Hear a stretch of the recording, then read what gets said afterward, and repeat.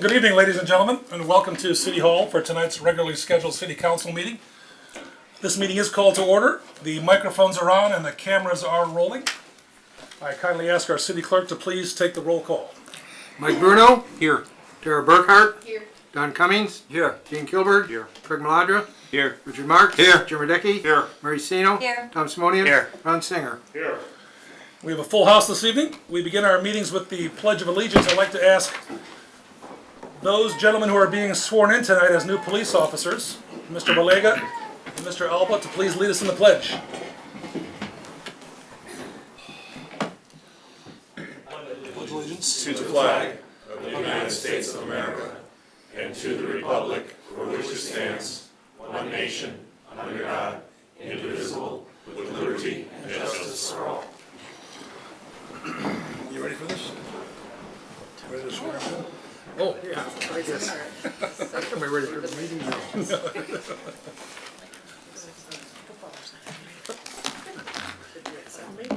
we have an exciting night tonight, folks. We have two very special guests with us who are becoming new Geneva police officers. Tonight is the swearing in and the presentation of the oath of office. I've had the pleasure of meeting both these gentlemen, and I remind you, gentlemen, to please invite those of your family and friends who'd like to join you, if you so wish, with respect to the swearing in and the pinning.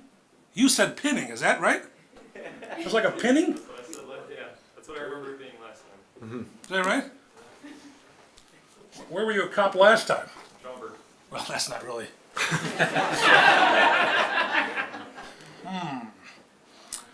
Officer Walega, soon to be Officer Walega, shall we invite you up to the podium? I'd like you to introduce yourself to the ladies and gentlemen of the council and the community. And then afterward, I'd like to invite Olga, your mom, and your dad, and your friend Elizabeth, and whomever else you'd like to join you, okay? This podium right here. Yeah, yes, sir. Good evening, everybody. My name is David Walega. I'm 34 years old. I You grew don't up. have to tell us that. Well, I want people to know So me. you as did well as graduate they from did. Naperville Central a long time ago. Yeah, I wasn't kidding about that. I graduated from DePaul University after that with a degree in finance, so it's perfectly suited for the world of policing. You should stay around here tonight. I heard. After I graduated from DePaul, I went to work for my parents' company in Carroll Stream. It's a machine shop. I've worked there for several years. Wanted to pursue being a police officer, and finally was given the opportunity. I started pursuing it, started taking tests, and last year, 2015, I became a police officer for the village of Schaumburg. Went to the academy almost exactly 1 year ago to the day. I finished the academy, and I was a police officer there for roughly, in total, 8 months. In November, I decided that that department was not a correct fit for me, and I decided to resign from there. But I still wanted to pursue this career, and Geneva contacted me. I took the interview, went through all the steps that I needed to, and was offered a position just a few days ago, which I gladly and very excitedly accepted. And I'm very honored, excited to be here to serve this community. That was well said, man. Did you prepare that, or was it just off the cuff? That was off the cuff. Is that right? That's correct. You ready for this, Elba? So, what inspired you to be a police officer originally? Originally, Yeah, I mean, you come out of school with a finance degree, you're working with mom and dad, and you thought, I always want to be a police officer? it's something I always wanted to do. I kind of wanted to do something a little bit bigger. I wanted to be able to serve, to give back. I don't think there's a lot of jobs that kind of offer that kind of opportunity, and this is one that I wholeheartedly agree that does encompass that. Yeah, I've done it before. I loved it. I absolutely loved it. Wow. And I felt I was really good at it. And like I said, this is an honor, and it's very exciting to be here. That's wonderful. Any comments or questions from the dais for soon-to-be Officer Balega? Yes, Alderman Bruno. So it was just an ad that brought you to Geneva. Do you know Geneva before now? I never took a test without looking at the community that I was testing for. Geneva seems similar. I went to Naperville schools. The town seems fairly similar in the downtown area, especially seems similar to Naperville in that, and I'm comfortable with that area, comfortable in the kind of the scope of it. So Geneva is a beautiful community from everything I've seen. So Okay, well, welcome aboard. thank you, sir. Anyone else? No, I'm really interested in you introducing your family and your girlfriend Olga. And I have it on high authority how you and Olga met. But Olga told me not to say so. You want to share with folks how you met Olga? We met while I was at school. Well done. Well done. And that's enough right there. I like it. Mr. Clerk. Read him as Miranda. Olga, the door's to your right. Mr. Clerk, are you ready, sir, to administer the oath? And again, We do this for the pictures, and should we do it here or back here? if you'd like to do it up here, that's fine, and I'll get out of the way. And David, by all means, invite whomever you'd like to join you. This is your night. Right up here.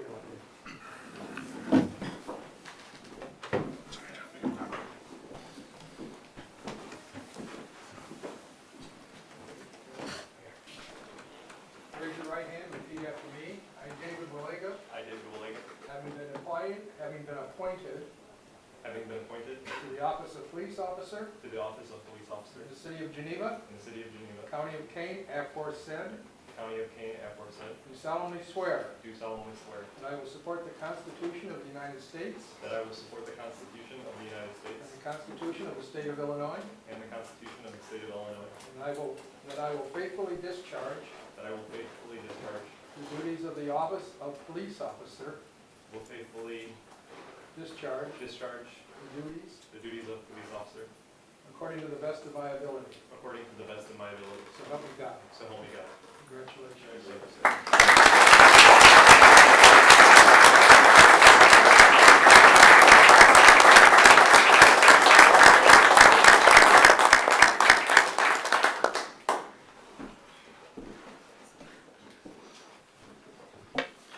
Officer Willega, man, you flawless presentation off the cuff, and then you mumbled part of the oath.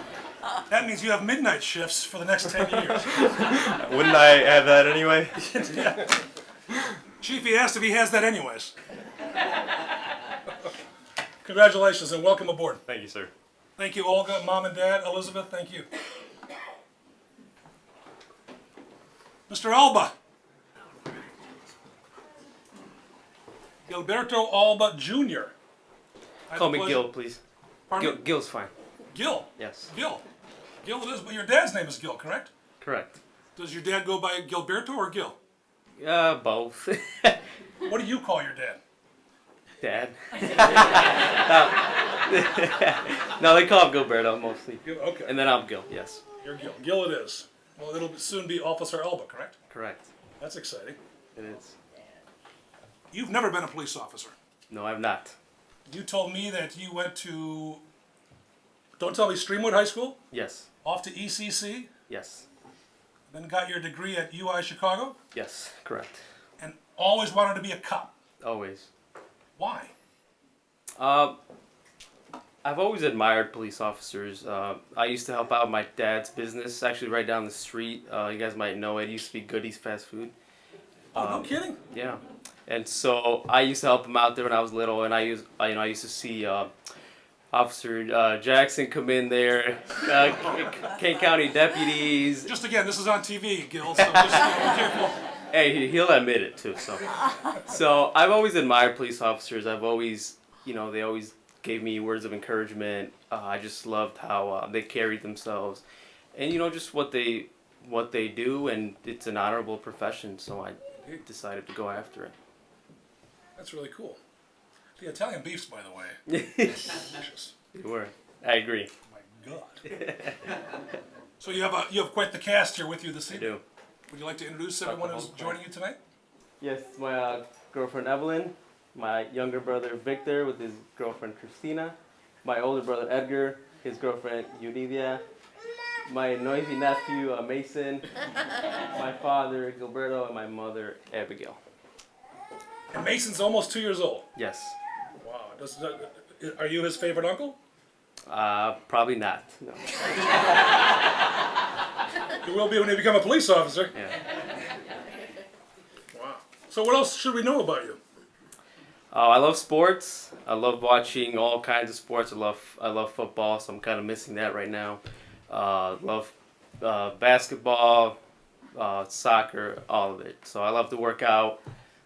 With that being said, I also love food. I love going to restaurants, trying new things. I love going on runs outside, and just spending time with my family. Did you play sports at Streamwood High School? I did varsity soccer. Oh, you did? Yes. So who are you cheering for in the NCAA tournament? Well, I thought Michigan State was gonna go all the way, but clearly they didn't. So. Yeah, that's it. You got a big fan behind you. You're right there. It's like Yeah. So. we put the flag at half staff at the Stith Dental office. Yeah, it was big. It was big. Any comments or questions from the dais? Yes. How do you feel about being an officer in Geneva after spending some of your childhood here, right at your dad's Oh, restaurant? right. I feel really good about it. I did an internship with the King County Sheriff's Office, so I love the area. Like I said, I've been in the area for a very, very long time.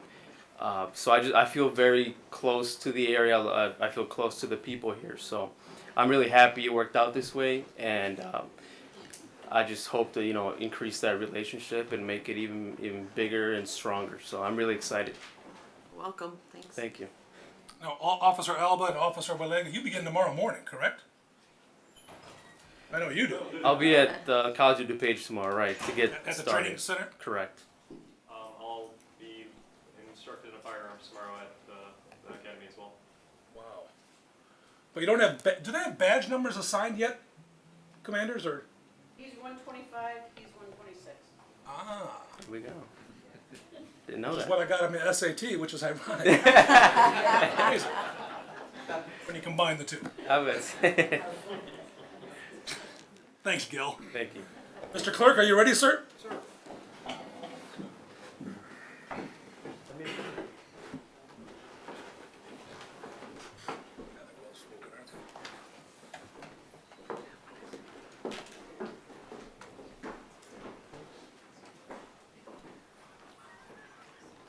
Raise your right hand and repeat after me. I, Gilberto Alba Jr., having been appointed to the office of police officer in the city of Geneva, county of Kane, aforesaid, solemnly swear that I will support the Constitution of the United States and the Constitution of the state of Illinois, and that I will faithfully discharge the duties of the office of police officer according to the best of my ability, so help me God. Congratulations.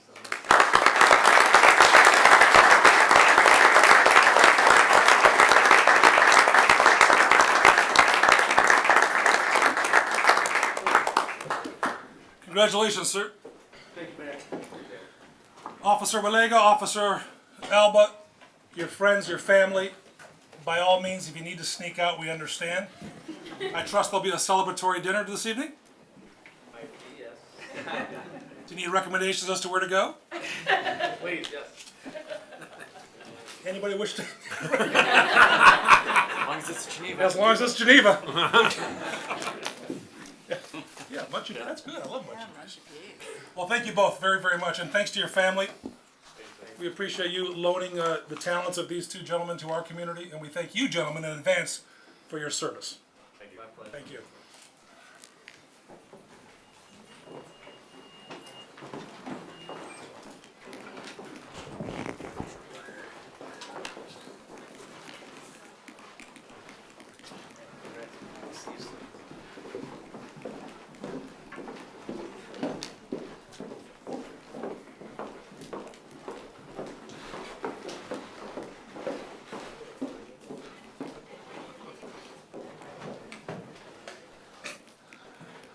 Our next item of business, ladies and gentlemen, is item 3C. It's a presentation by our friends at the Metra and Union Pacific on the third main line project.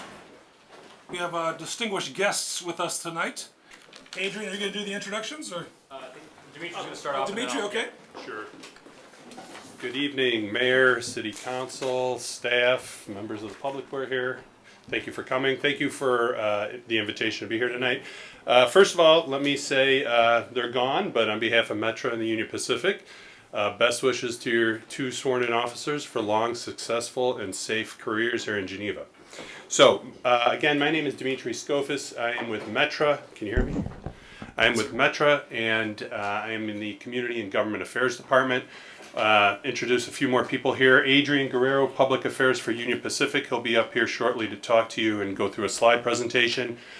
Rick Conrath, if you want to stand up or wave. He is with Benish. He is part of our consulting team. Pat Davidson next to him. She's also with the consulting team. Claire Anderson from Union Pacific Engineering. So to keep going around, talk about how wonderful staff is here. Many thanks to Mary McKittrick, Rich Babica, and staff.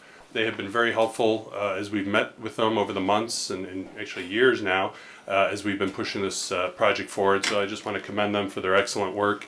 They've been very helpful and very responsive. So that being said, following up on a presentation, I know you were here many years ago. I don't know, I can't recall how many of you on the board were, or on the council were here when we came out here probably in 2010.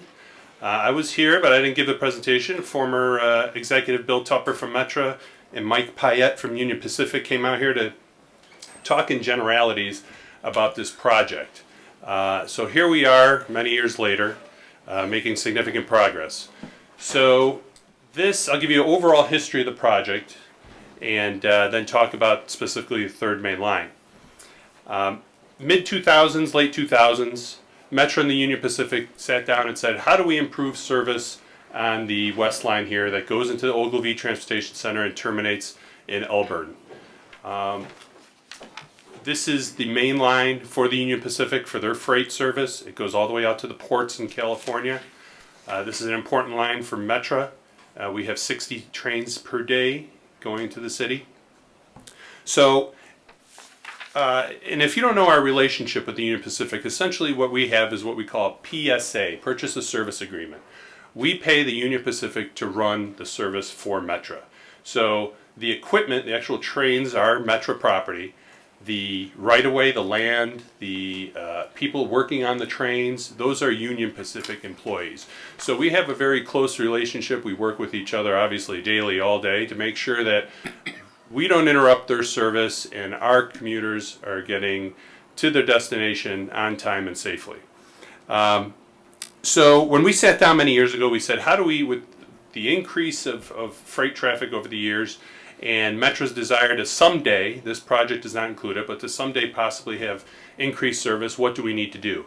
And there was 4 components to what we called the Union Pacific West Line Improvement Project. There's 4 components to that project. The first component were the station safety enhancements that you're aware of if you take the train.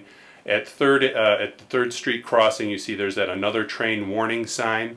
So if there's a train stopped at the station, and another train comes into the station area, those signs that are located on the gates will activate with a visual and audible warning, saying warning another train coming.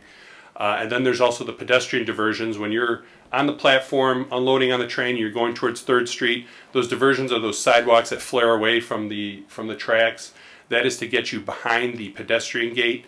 There's clearance issues, so the gate has to be in that position. So this is best practices to get people away from the tracks so they're behind the gate. It's a barrier in front of them, rather than with the old way you walk to the end of the platform and the gate was behind you. So that was one of the enhancements that we did, not just here in Geneva, but at other stations up and down the West Line. Second component was the signal system. Essentially, the traffic signal system for the trains, similar to pretty much what you see on the road, but for trains, allowing better operation for trains, more efficient operation of the trains on the tracks. Third component was crossovers. So prior to the installation of crossovers, which is essentially just a train, it's tracks, just allowing a train to go from track to track. That's all it is. It's changing lanes, changing tracks. So prior to these two installations, one in Wheaton at Chase Street, pretty much in the heart of the Wheaton College campus, and the other one at Grace Street, which is just east of the Lombard Station, there were no crossovers from West Chicago to Elmhurst.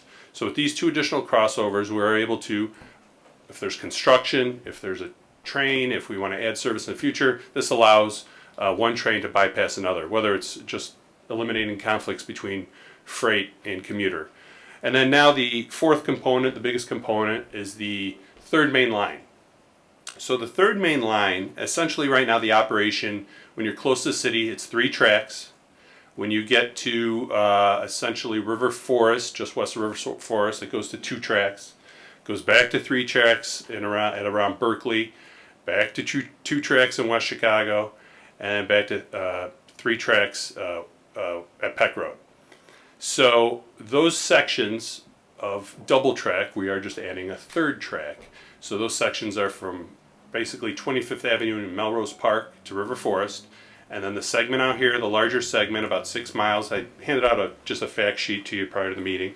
But it's a 6.1 mile gap, basically from Cress in West Chicago to Peck. That project will essentially just allow Metra and freight trains, UP freight trains, to work together more efficiently. We will be able to reduce our delays, so we'll improve on-time performance. We will reduce train idling. That is an issue at some points along the West Line where they're waiting to get into the yards or get out of the yards. So essentially it's improving the efficiency of our operation. And that project, the eastern segment in Melrose Park, the 100% design plans are complete. Here we are working at, I think 90% are recently completed. We do have engineering staff here, design staff if you have specific questions. But essentially that is the gist of this project. It's a $90 million project. Again, that's just the third main line portion of it.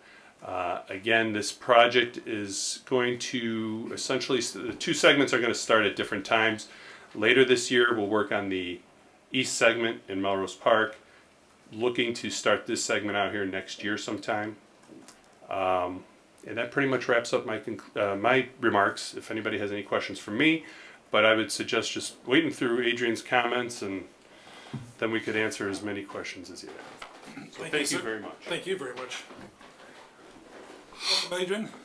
Thank you, Mayor, members of the council. Thank you, Dimitri, for that intro, and I extend my congratulations to the 2 new officers of Geneva as well. Every time we have more officers focused on rail safety, that's a good thing.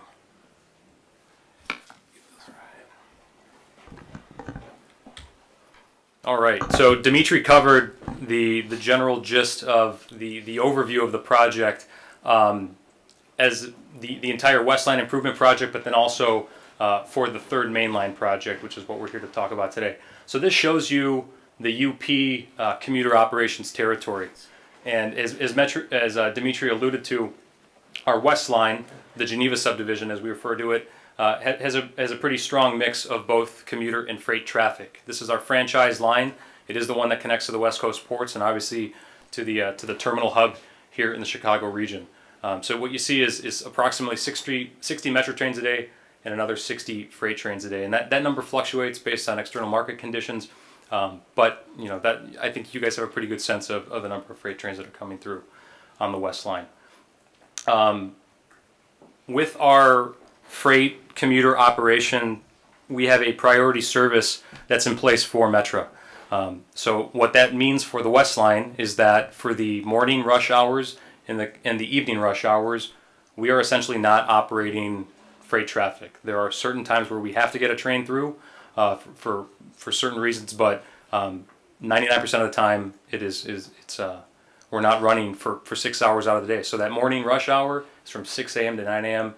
The evening segment is from 4 p.m. to 7 p.m. So when Dimitri talked about staged trains, idling trains, we essentially end up having to park our trains anywhere along our physical plant, along our line, in order to keep that Metro priority service. And we have those staging locations all the way out to Iowa. So you can imagine the impact it has on both our operations, our customers, in addition to other railroads in the area that we do interchange with. So this gives you an overview of those 3 lines, and just a quick historical piece. A lot of people ask, well, why does Union Pacific operate Metro trains? It's a legacy agreement that our predecessor, the Chicago and Northwestern Railroad, operated before the existence of the RTA and Metra, and we've honored that agreement. So, all right. So a little historical context as well related to the project itself, and I have another slide here that shows it on a better timeline. But let's look at this real quick. So the original agreement was between UP and Metra came in 2008. It's a 50-50 joint funded project. The entire West Line Improvement Project around $165 million. And this project, the third main line, is approximately $90 million. And we'll go to those numbers in a little bit. But again, a very unique agreement, 50-50 partnership between UP and Metra. And Dimitri covered most of these benefits and the objectives, the goals as part of this project. You see, obviously, there's certain safety improvements that were made at the stations. He talked about the ATWS, the Another Train Warning System, and then also the diversion. And I like what Dimitri said. He said best practices, and that's really what this project has been focused on. How can we perfect the system in order to maintain the growth in passenger and freight traffic that we've been witnessing? So again, this shows you the project background timeline, where it was a concept and form back in 06, and you see the progression through the analysis and the implementation. We were working through these 4 phases of the project, and really the toughest one to get around, and was simply related to the cost, was the third mainline project, the $90 million. Obviously, Metro's a government entity, and working with a private partner, this unique public-private partnership that we have, we were able to work with the state through IDOT, and they made a commitment back in 2014 towards this project to cover most of Metro's share, if not all of it. So that is what has led us here today, is that after the state's commitment towards the project, we've been able to work together with Metro, with our engineering consultants, working with municipalities, that are going to be impacted by this project directly. Every municipality essentially gets impacted by it because it's going to be an improvement in service along the line. But for the third main line, the physical engineering of that, we're focused, obviously, Geneva's the larger segment. You saw 6 miles, and about a mile and a half on the eastern segment. So you can see here on the graphic, we circled it in the 2 areas where you see the red line. That's where the proposed third main is going to be. So on the eastern segment, which we're at 100% design on, that is from River Forest through Melrose Park, the smaller segment, and then you see the 6 mile segment over here from Crest to Peck, and that is changing. You see the red line on the south side of the right of way. The right of way where the third main is going to be is actually what's been changed as part of the design, is actually on the north side, east of the river. On the west of the river, it's going to be on the south. So that is something that has changed. But again, this gets down to the funding formula on how this project breaks out on the financials, and you see approximately $90 million for the third mainline construction, and it says initial construction fourth quarter 2016. That pertains to the eastern segment in River Forest to Melrose Park. As Dimitri had mentioned, this portion we'd be looking obviously to start construction sometime in 2017 once we get through all the engineering. I know Dimitri also mentioned we're at 90% design. That we just received that last week, so we have not had a chance to go through that fully with the city, but we will be working on a coordination meeting, I think in the next couple weeks, to make sure we can go through that with them. So again, this covers the station safety improvements. I think you guys understand more so than other communities how these improvements have actually been put into practice. You see them every day at the depot itself. So we talked about the platform, diversions, pedestrian gate coverage. Another piece was the inter-track fencing. within the platform segments themselves to prevent trespassing from happening, and a couple commuter grade separations, which Lombard is complete. The one over in Wheaton is also complete. I think the one in Wheaton was talked about for a while. That did not come to fruition. Here's the signal improvements that Dimitri had also mentioned. I'm not an engineer and I'm not an operator, but the best way that I can describe this, aside from a traffic light system, is that this allows for tighter sequencing of the trains. So when you are running a train, you don't have as much of a gap between your trains. You're running as efficiently and safely as possible. The tighter signal bridges allow for that tighter sequencing to happen, which improves capacity and improves fluidity. And at the end of the day, it has that 15% reduction in delay. So where does the project stand right now? We talked about the crossovers and the signal upgrades completed. I just mentioned Lombard Tunnel, which we finished last summer. And on the third main, we are at 100% design on the eastern segment. And then as the western segment, what we're talking about today, we're at 90% design as of last week. And again, the initial construction would be applicable to the eastern segment over by River Forest and Melrose Park.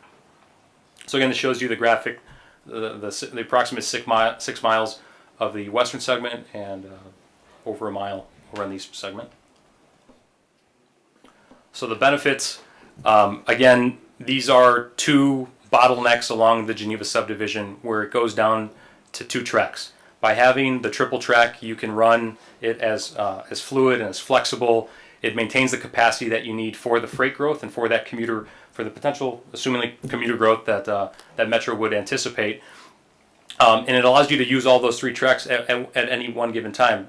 And I think the good example of that is what the BNSF has on their Aurora line. They have a triple track operation. They can run freight and commuter concurrently, which is what's not happening here on this line. So by doing that, we can be more fluid. Again, it reduces the delays and it increases your on-time performance, your OTP, for this line, which is very important. So, I'm trying to think if I saw any. The idling piece, we're anticipating approximately 50% reduction in staging locations. Idling, which again does not directly impact Geneva, but it is important to the overall operation and the overall communities along the line. This is the last slide that I had in here. This was the segment near Bellwood that was not triple tracked, and as part of that project, it was a rail to rail flyover between the Union Pacific and the Indiana Harbor Belt. Obviously, that's our east-west main, and the train that you see coming over has just come off the Indiana Harbor Belt. And then we also installed the third main track as part of this project, CREATE, which is an overall, how do you decongest the Chicago terminal? That's a 70 project program, a little different than what we have, but the West Line improvement projects and our third main line project complement all those investments that are happening along these lines in the Chicago region. So with that, I'll leave it up, open it up to questions. Questions or comments from the dais? Alderman Singer, Alderman Bruno. Thank you, Mr. Mayor. Do I direct my questions to the young man or through? Well, yeah, sure. Based on that compliment, absolutely. There's two young men, yeah. Yeah, sure. We're going to cross over the viaduct on Route 31. Is that viaduct wide enough for a third rail to go in? Claire, how are we handling? It's gonna be a new bridge. We're gonna be working through the IDOT process. That's an item obviously that we've been talking to the city about. But yeah, we will handle the necessary engineering and meet the IDOT requirements for that, for the width of the bridge. Are you going to refurbish that crossing because it is in terrible, terrible condition? It needs to be painted, scraped, and painted again. We're looking for volunteers. Volunteers. It's going to be it'll be a brand new bridge. Probably not. Yeah. I'm It's sorry. 100+ years old, that bridge. Oh, We've been out there, standing out, hanging out, looking at it. It's amazing how sturdy it's been for this. About 120 years old. yeah. Don't correct me, please. It was well built. Yes. It was well built, yes. Yeah, it's a solid structure. It's a safe operating condition. Yes, sir. Next question. Will you inform the residents along the areas in which this construction is going to be taking place, inform them as to when you're going to begin your work? Yes, that's something that we've been talking to the city about, and we'll coordinate those outreach efforts accordingly. And you're going to have to remove the platform on the south side of the depot, are you not? Yes. And you're going to make arrangements for Relocate, yeah. We will have to remove it, and then obviously it'll be rebuilt rebuild. as part of that, yeah. Okay, you're going to provide for passengers to be able to find access onto a train as it comes into the depot, because those arrangements will be made? Yes, the short answer is yes. We're working with our engineering team and with the operating team, our transportation team that runs the actual commuter, the train operations, on any necessary announcements that will be handled with Metra. But we will be, similar to the Lombard project, all the other projects that were impacted along the line as part of the improvements, we will work for the necessary access. Okay, thank you. You're welcome. Thank you, Mr. Mayor. Thank you. Alderman Bruno. Thank you, Mr. Mayor. First, the third rail and rail traffic. Rail activity is a pretty good economic indicator in terms of things picking up. You're seeing the need for this capacity long term, I like to think. Yes. So that's good. To the Route 31 overpass, that's all IDOT.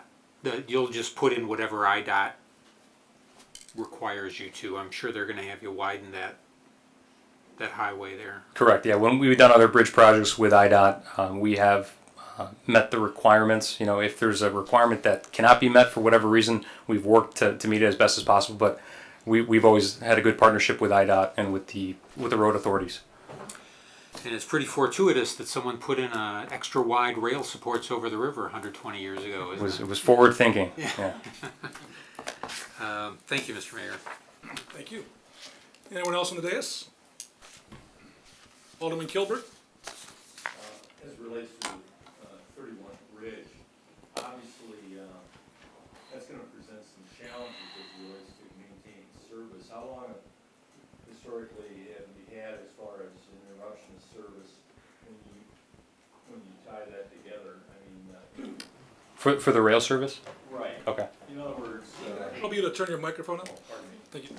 You understand my question? Yeah. How will we maintain the rail service while we're working on a Right, are we looking project? at a Sure. month, or how long does it take to transition from the old lines to the new lines that are going to go across 31? I can see where you're going to be fine going across the Fox, but I would think that 31 is going to present some challenges. Claire, do we have an estimation on the timeline for the bridge? Are we going to shoe fly? How, I don't know the specifics on how it's going to. When you do something like that, we would still just maintain our traffic, but it would just be on the northernmost rail. So it's, I guess, are you asking about interruption to? How are we going to maintain? Yeah, how are we going to maintain the rail service while the project is happening? Yeah. It's, that we can still Independent bridge maintain. too. Yeah, correct. It's an independent bridge structure than the current bridge that's out there right now. So when that track and that bridge are being built, the two existing tracks and the current bridge will continue to be utilized. That's right. And then at some point in time, you'll tie all three together, or they're going to be separate bridges over 31 then? Is that what you're implying? Yeah, it's essentially two separate bridges that you will see, concurrent, directly adjacent to one another. Okay. Good, thank you. And so you know too, whenever we do these projects, we do not stop Metro service. Well, I didn't So, think. I just was wondering how you coordinated that. Yeah, it's sometimes we'll do some night work. Sometimes there'll be maybe a weekend, possibly at this point. But we've done some big projects. Lombard where we did a grade separation, Belmont Road and on the BNSF where that was a major grade separation. There might be some shutdowns of service on a weekend or something like that, or they'll work through a whole weekend if they we don't know right now, but. Essentially, Metro service will continue, though. So, sometimes that question arises, what am I going to do to get to work? Well, Metro is going to continue to run service throughout the project. What do you anticipate as the duration of the project? Do you think you can get this done in one season? Or is it going to involve more than one season? I think one season would be aggressive. I think we want to do it as quickly as we can, as efficiently as possible. Are we, yeah, that's a, I have to defer to the engineers on that one. This is very impressive, Adrian. You just keep like, Hey, it's like call a friend, taking your cues. If there's someone who would like to address that issue, I invite you to come to the podium so we can all capture your comments, and those tuning in at home could do so as well. Unless your comments are more than a year. My name is Richard Conrath. I'm the project manager for Benish. We're the lead design consultants. We're anticipating 2 construction seasons approximately. Thank you. Alderman Radecki. And again, that's 2 construction seasons for the entire western segment, so the entire 6-mile gap, right? So it'll happen obviously in phases as you go along. So when we're doing work on Route 31 and the roadway would be impacted, obviously we're not going to be doing that exact same time as we're working on 3rd Street, and Western. So we would have to bifurcate that timeline in order to meet road authority needs, access needs, all that. And that's all part of the coordination that happens between the railroads and with the city. Alderman Radecki, then Alderman Marks. As I recall, when they were putting in the 3rd rail from Peck West, there were a lot of complaints about whistles. Because aren't there safety protocols when you have people on the ground working that the engineers, no matter what time of day, Yes. have to hit that horn? Because if it's going to be 2 seasons and running through the middle of Geneva, what can you tell us about that? Yeah, so we comply with the federal train horn rule. So as part of that rule, you have to blow even though in the Metro Service territories it's treated as a quiet zone, when you have work on the right of way, there are certain exemptions to the quiet zone where you have to blow the horn for safety reasons. So in this instance, it will be anyone who's working along the right of way when the trains are approaching. We have a form that's in place in order for them to start blowing the horn as they're going through that segment. And again, it's all for safety purposes. Anybody who's on the right of way, whether if they're wearing a vest, if it's a trespasser, if it's a car at a grade crossing, whatever the case may be, they have to blow the horn in those instances. Yeah, that's part of the reality of us, working with the communities and that's why we want to minimize the impact and the duration. We want to move as efficiently as possible. The blowing of the horns, this will go pretty close to the hospital. Are there any exemptions for that? Or does it's as part of interstate commerce? We operate on 24/7 basis, so it's going to be. We're not going to be. There may be some times where we have to do night work, but the majority are going to be during regular working hours. So. But if there are people on the ground at night, the horn. Yeah, no different than when we have an engineer or a signalman, working on maintenance along the line. So. Okay, thank you. You're welcome. Alderman Marks. Since Western Avenue is a grade crossing, is that road going to be closed, or is that going to be open throughout that construction? When the when the 3rd main line is put in over it, that road will be closed as part of the track. And how long will that take, roughly, that crossing? The timeline, Claire, Do you have an Claire, idea? do you know what the timeline is for Western? 3 to 6 weeks. That was our best guess. Okay. So the response to the question, how long Western Avenue might be closed, is 3 to 6 weeks. 3 to 6 weeks. That's the way I took you. And again, we remind folks these are temporary measures for long-term, long-term investment. People should know that. No, absolutely. Route 31, any closures, or probably? I anticipate there being. Each crossing in the city will have to be closed. For 3 to 6 weeks. There's no way to put in that 3rd track and not. Okay, I figured it. Thank you. Mr. Mayor, if I could just interject. Oh, I want to clarify with Route 30. I'm sorry, Senator. The staff has set up a meeting with members of the staff of Union Pacific and the ICC for, I believe, first week in April.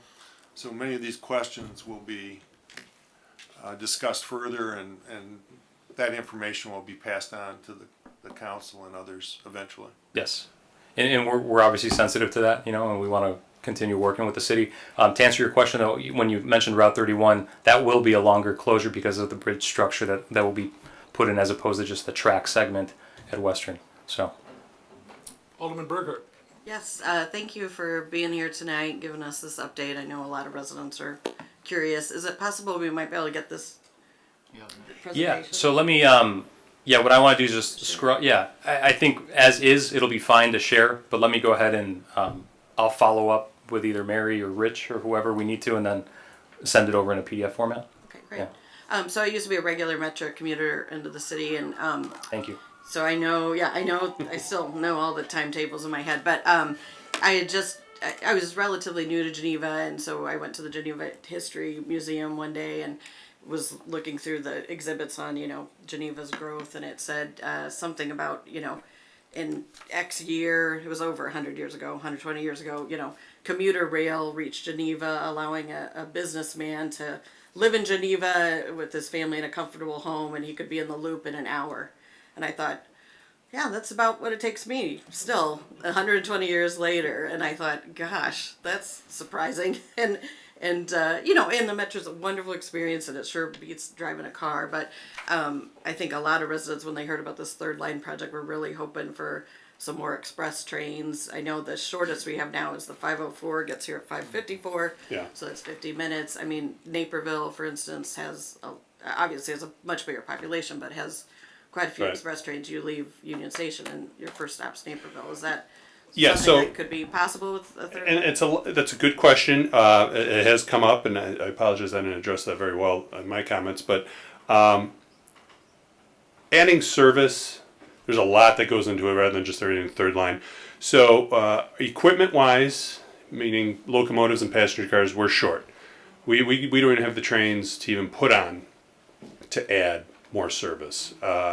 That's an issue that we're going to be addressing through our modernization plan, where we've raised fares, and we're going to be going out to replace cars. We have cars that date back to the 1950s, locomotives that have outlived their useful life, and we've rebuilt more times than they probably should have been rebuilt.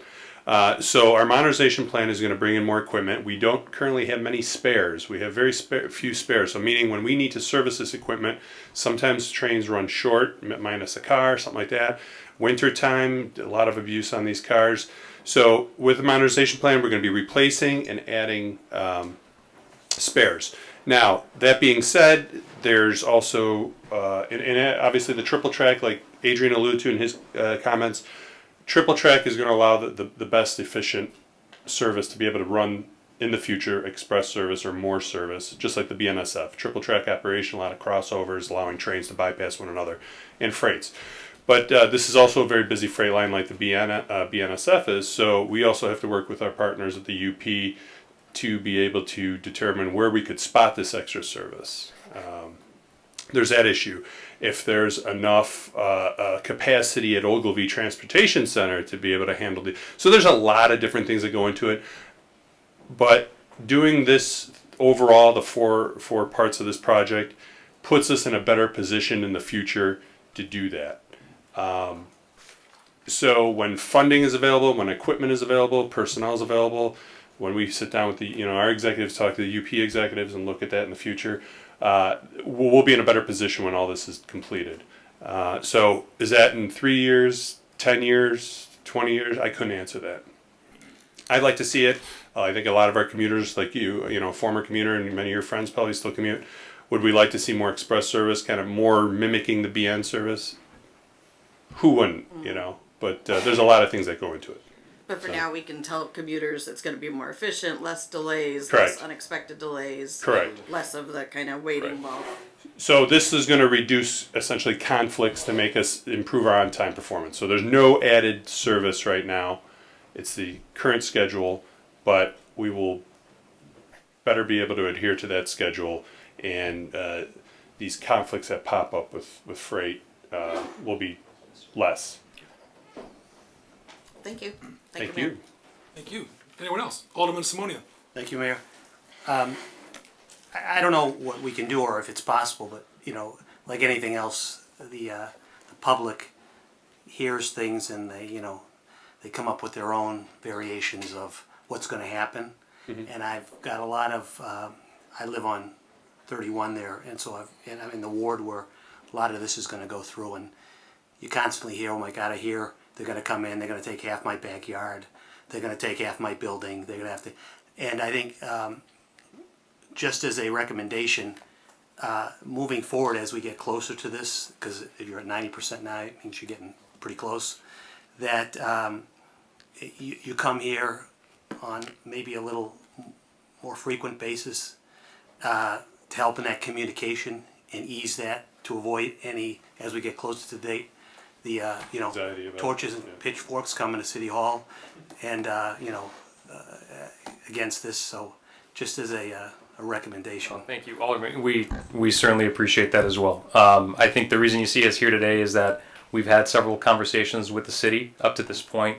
We know that we're going to be getting close, to a place, where all of our efforts have been coordinated together. Once we have that, once we've come to that agreement amongst all the parties, we can do that on a more frequent basis so that people understand exactly.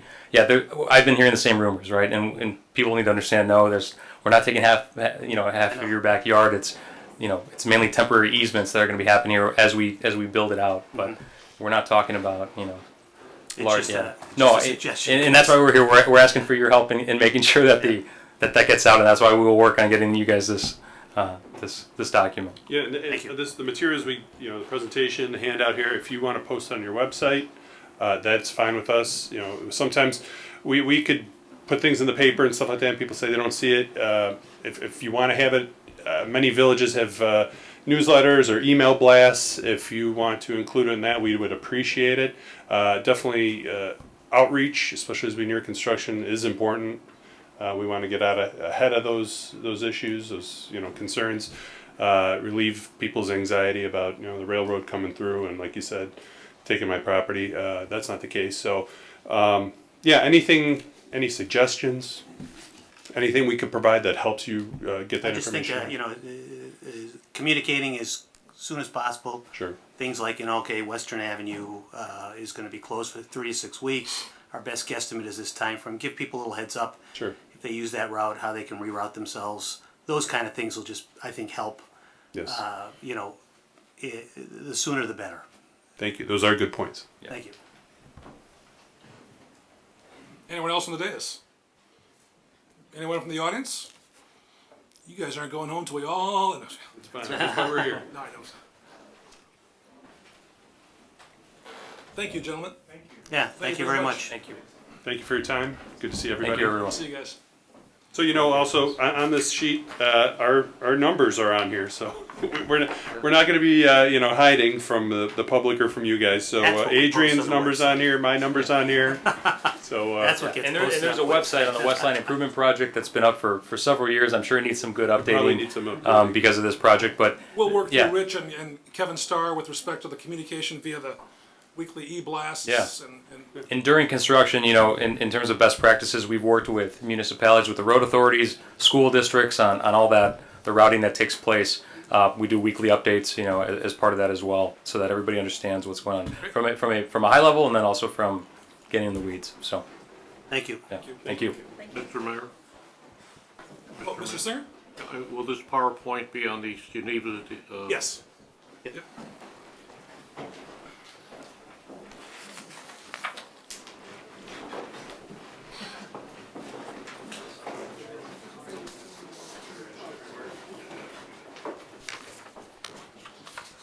Item 3D, ladies and gentlemen, we're going to transition from choo-choos to coyotes. We have a coyote management policy update courtesy of. There he is, folks. Thanks for having me. Luzia, how are you, sir? I'm very good. How are you? Good. You understand you brought in a coyote? No, you are misinformed. Couldn't get one to come in here. Yeah, they're very hard to catch. Well, thank you for having me, ladies and gentlemen. I know we've been tracking coyote activity and stuff like that. I know you guys have taken it up here at the City Council. So I wanted to come here and kind of give you a little presentation, a little update of what we're doing with that. We have the request tracker, so hundreds of citizens have reported coyote sightings, and we don't want them to think that that has gone in vain. So we are definitely keeping track of it. You can have that back. Your time is up. So where we began, back in July of 2014, Kevin Starr set up the request tracker form for residents to report coyote sightings online. I was then tasked with viewing the completed forms, keeping track of the sightings on a month-by-month and a location basis, and plotting them on an interactive map that Holly Lou created year by year. Any type of coyote attack or anything like that, a lot of people did send those in through the request tracker. They were either getting an email from me or a telephone call letting them know of a date and time that a police officer could come and respond and actually take their report rather than just doing it over request tracker. So any type of attack was actually responded to by the police department and reported. 2014 was kind of a beginning year. We got started, like I said, in July, but we still had 141 total sightings. Most of those were in July, right off of the beginning. We had 45, and the least was in November. We only had 10 sightings. I did try to go back. We have a CAD system through Tricom. I did try to go back and see reportings that were made in May and June and stuff like that. I couldn't go back too far. It's kind of hard to work with the system if it doesn't specifically say coyote, but I was able to track some of those going all the way up to May. A majority of the reports were of a non-aggressive nature, just people that spotted them walking around in the neighborhoods. Unfortunately, there were 4 pets that were attacked. 3 of them were fatal. 1 was injury only, and that has locations up there. 3 dogs, 1 cat. The cat was presumed killed by a coyote based on the sound and stuff like that, so we counted that as a fatality. It never returned home, so that's where we went with that. This is a map. This is the map that kind of plots out where each sighting was reported. As you can see, a lot of those are along Randall Road in Williamsburg. That's where the different colors are kind of separated there. A lot up in the Fisher Farms area, and then some around Williamsburg in that area there. 2015 was our first full year that we collected data, and there were 99 total sightings, and most of those were in January. There were 40 sightings, and the least last year was in September. Nobody had any coyote sightings reported in September. Again, a majority of the reports were of a non-aggressive nature, just people that spotted them in the neighborhoods. This year was a little bit better. I'm hoping that maybe the policy and bringing some public attention actually helped. 4 pets, again, were attacked, but only 1 was fatally attacked. 3 were injured because the resident was paying attention to their dog, their animal, or the noise, and was able to run out, make loud noises, and what they call haze the coyote to basically leave the area. Some pretty decent injuries and stuff like that, but they were all treated by the vets and all, as far as I know, survived. This is how the map looked for last year. You can see over in the Williamsburg area on the east side of Randall Road, a little less congested than it was in 2014, but still out in Fisher Farms and stuff like that, still pretty congested, a lot of sightings out in that area. And there's a side-by-side comparison of the 2 years. Some things that we don't know from the data, we don't have a specific number of coyotes that are present in Geneva. We have a rough guesstimate. A lot of people do report the numbers that they see in packs and moving around and things like that, but anything that I would put in here would be a very terrible guess. How many pose a threat of physical harm? I don't know if those 4 attacks were all done by the same coyote or just 2 coyotes or anything of that nature, so we don't really know if there's actually 4 that are out there that have caused physical harm or if it's just 1 or 2. We don't know how many dens there are and where they're located. Once again, people have sent in information of where they think dens are, where they've seen coyotes run into, run out of, and stuff like that, but nothing really confirmed, and I mean, I'm certainly no expert in that, so anything that I would put on there would be speculation. And then how effective or destructive removing individual coyotes would be. That's obviously something that we haven't tried. All the research says that if you take an alpha male away from a den, they're very territorial, you're just going to force the young pups to grow up a lot sooner, and they actually grow up to be a lot more aggressive. Similarly, if you move an entire pack out of a den, they obviously moved in there because the area is very good and very nice to live in, and another pack within a year is going to move in anyway. So you're really just relocating and extending the problem that you already have. Obviously, they're still here because the open lands have decreased and the human population has increased, and the coyotes have kind of adjusted. They've gotten used to us being around. They make their homes in the wooded and open areas, venture out into the neighborhoods in search of food. Most are very cautious and distrustful of people. However, some can be unpredictable and dangerous, especially when they're hungry. Due to their appearance as small prey, small pets are the most in danger.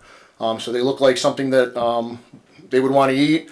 They're out by themselves, nobody's watching them or whatever, and they're getting more and more risky to go and grab that.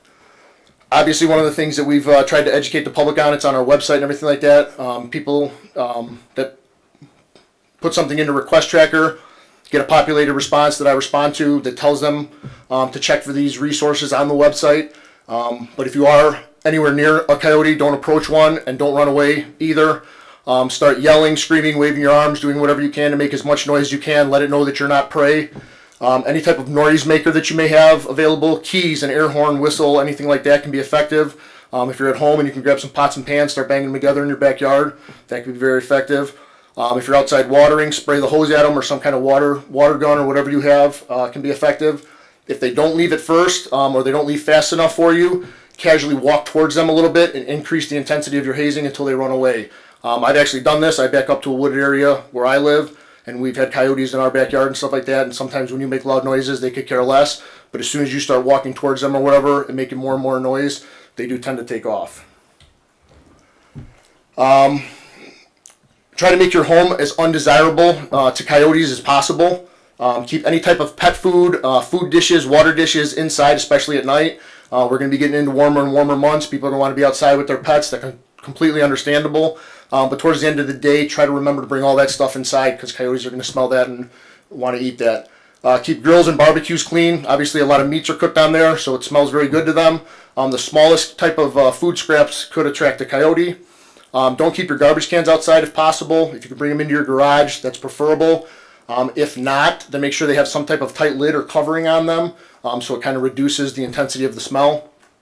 Don't feed other wildlife, or at the very least, if you have some type of feeder, try to keep them from spilling over onto the ground. Once again, they're going to smell that bird seed and stuff like that, and go over there and try and test it out and see what it tastes like and get closer and closer to your home. Finding sources of food in residential areas can cause coyotes to lose their fear of humans and eventually lead them to test small pets as prey. Make sure you keep your pets, especially the smaller ones, within your sight while you're outside with them. It's not a good idea to just leave them outside. We have had coyotes that hop fences. They get more and more bold depending on how hungry they are. So they can hop fences if they're outside. Secure pet doors so smaller pets can't just run outside at will without the resident knowing. And remember that invisible fencing is ineffective on coyotes. It has no effect on them. It doesn't bother them. They run right through it. Call 911 if you suspect a coyote is sick or injured.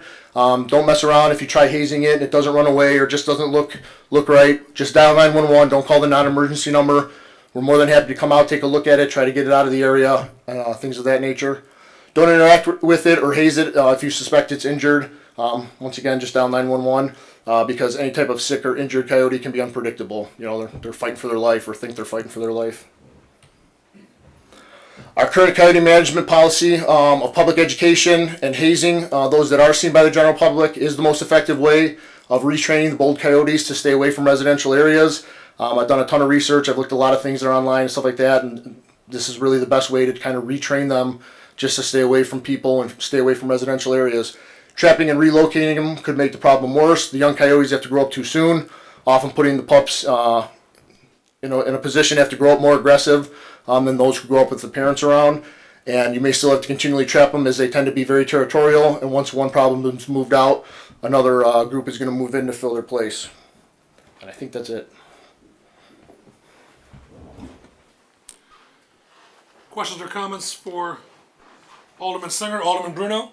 Thank you, Mr. Mayor. Sergeant, those pets that were attacked, were they running the yards of the owners? Is that, or were they, any of them leashed? A majority of them came into yards, like people would be outside with their neighbors and stuff like that, just letting the dog run around, and the coyote would sneak in at that time. Or a fenced yard, they thought everything was secure, and the coyote would hop the fence. That's been a few of them in Fisher Farms, a coyote that's been able to hop a fence. Thank you. Thank you, Mr. Mayor. You're welcome. Alderman Bruno. Thank you for your presentation. I was curious, when you're analyzing those reports, is there any way do you get a sense for how many of those reports might be the same coyote? Like, it's a lot of guesswork, but yeah, I mean sometimes in the same day, near Heartland School. There was one that's around there, obviously, Fisher Farms, stuff like that, that people were very concerned about. So I don't remember if it was 2014 or 2015, but we probably had about 20 reported in one day within a 3-4 hour period. You can assume a lot of those are very similar. I didn't really want to get into that. I just kind of took the data as is rather than trying to guess what was what. If I had to make a rough guess, there's probably 4 or 5 different dens, different groups that are around town, and anywhere from 4 or 5. It depends on how many are in a pack and depends on how many pups they have. Thank you. Alderman Burghardt. Thanks for the presentation. How far can they travel in a day? I have no idea. I've never looked into that. No. I just wondered. Yeah, when you see one out of a den, like how far maybe one. Yeah, we don't have any way to track them, or we never tracked any of them. So I'm really not sure where they're going day to day. So social media makes us, is this, you know, if we see on various Facebook pages people posting pictures of coyotes near schools and stuff, I mean, should we be urging them to fill out the request tracker? Yeah, absolutely. I mean, we're still doing it. I mean, it's kind of redundant and showing us a lot of the same data over and over again. We're still going to respond to any type of attacks. I would actually encourage people to call 911 more so if their pet is bitten or injured, rather than going through the process of request tracker, because it could take days with a delay of getting somebody out there. But yeah, I mean, we still have people putting the reports in, and I send them the same hazing information. Obviously, big groups like that around schools is even a better opportunity to try to haze them if more and more people are educated on how to haze and how to make loud noise and stuff like that. Maybe bring keys or air horns with you when you're walking your kids to school, and start teaching them to stay away from those areas. All right, thank you. You're welcome. Alderman Kilberg. When we had a number of residents from the community that approached the council, that's been probably a year and a half ago, I would estimate.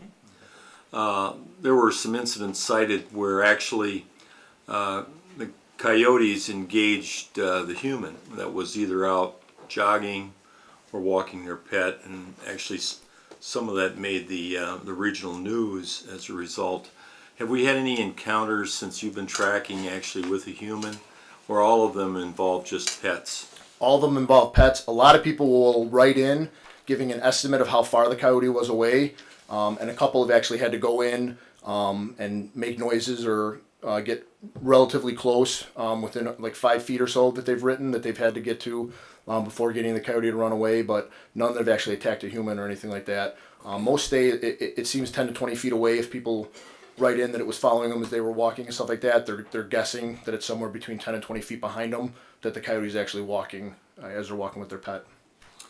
I believe it was a little over a year ago that we had a representative from HSUS that presented at Public Works, and there were probably about 75 people in attendance, and I was there that night. Do you feel as though that presentation and the action that the city took to better educate the public was beneficial? I do. Very much so. Okay. Do you feel as though there might be merit in having another opportunity to do the same thing sometime in 2016 or 2017? Yeah, absolutely. I don't think you can hurt yourself by trying to get more and more education out there. Even with the request tracker and stuff like that, it's good to give people those resources and let them know where to go. It's on the city's website. You can go to Coyote Management and read the entire policy and stuff like that. And yeah, to have an expert, I mean, I'm just a cop, I just kind of keep track of the numbers. But they have somebody that actually knows about this and studies it, and that's part of their profession, would be a great benefit. Maybe to, I don't know how much I'll alleviate people's fears by coming up here and telling them the numbers and stuff like that, but somebody that knows more about these things and their behaviors on a bigger scale in other communities and stuff like that, I think would definitely be a big benefit. Okay. And one last question. Over the last year, have there been any other municipalities that have inquired as to what action Geneva's taken to deal with coyotes? And actually went the other way around. When we started this, we reached out to see what people did, and nobody's reached back to say, how has that worked, or what have you guys done, or anything like that. No. Okay, thank you. You're welcome. Thank you. Alderman Simonia. Thank you, Mayor. In these attacks, is there any commonality of time of day or anything like that that you see? I don't believe so. They're kind of spread out all over the place. A lot of them are early morning and late at night. Kind of the middle of the day is kind of open. But early in the morning or later in the evening and stuff like that, a lot of times is when the attacks are. Thank you. Anyone else from the dais? Anyone from the audience? Thank you, Sergeant. Thank you very much. Thank you very Good much.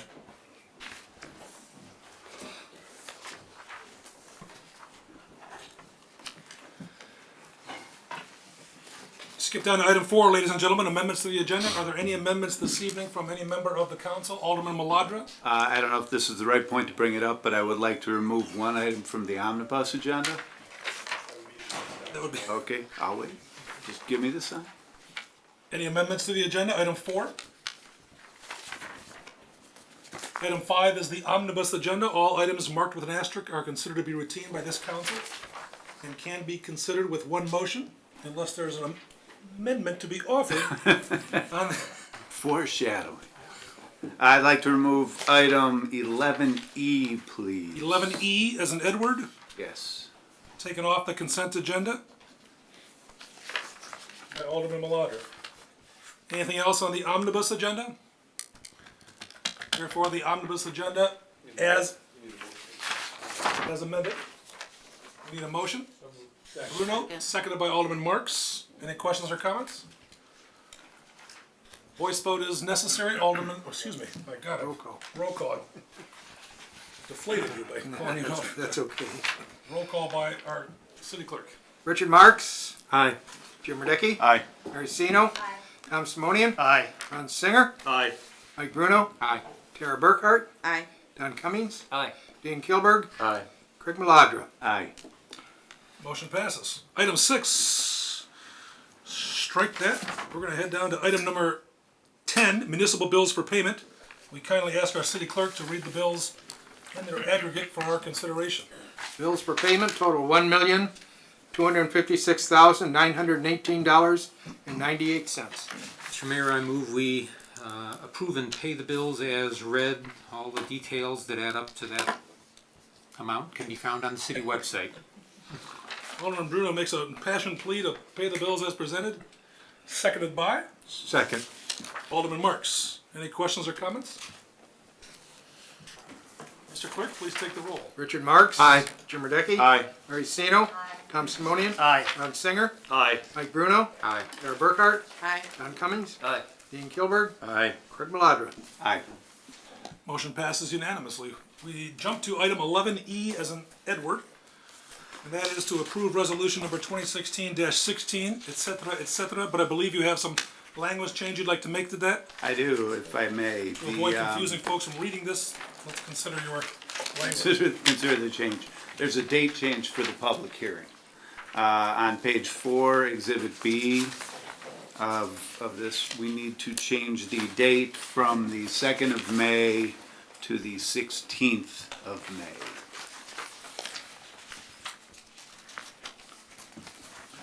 All other language in item 11E remains the same. Yes, sir. So, to the council, the language should read, resolution number 2016-16, proposing redevelopment plan and project for, and the designation of the Geneva Fox River redevelopment project area, and the addition of tax increment allocation financing, therefore, convening a joint review board on April 7, 2016, and calling a public hearing on May 16th, 2016, in connection therewith. Is there a motion to put this on the floor? So moved. Motion by Bruno, seconded by Sino. Questions or comments regarding this matter from the dais? Yeah, I'm sorry. Excuse me. Let's clarify. The motion is to approve. I should not have said to put on the floor.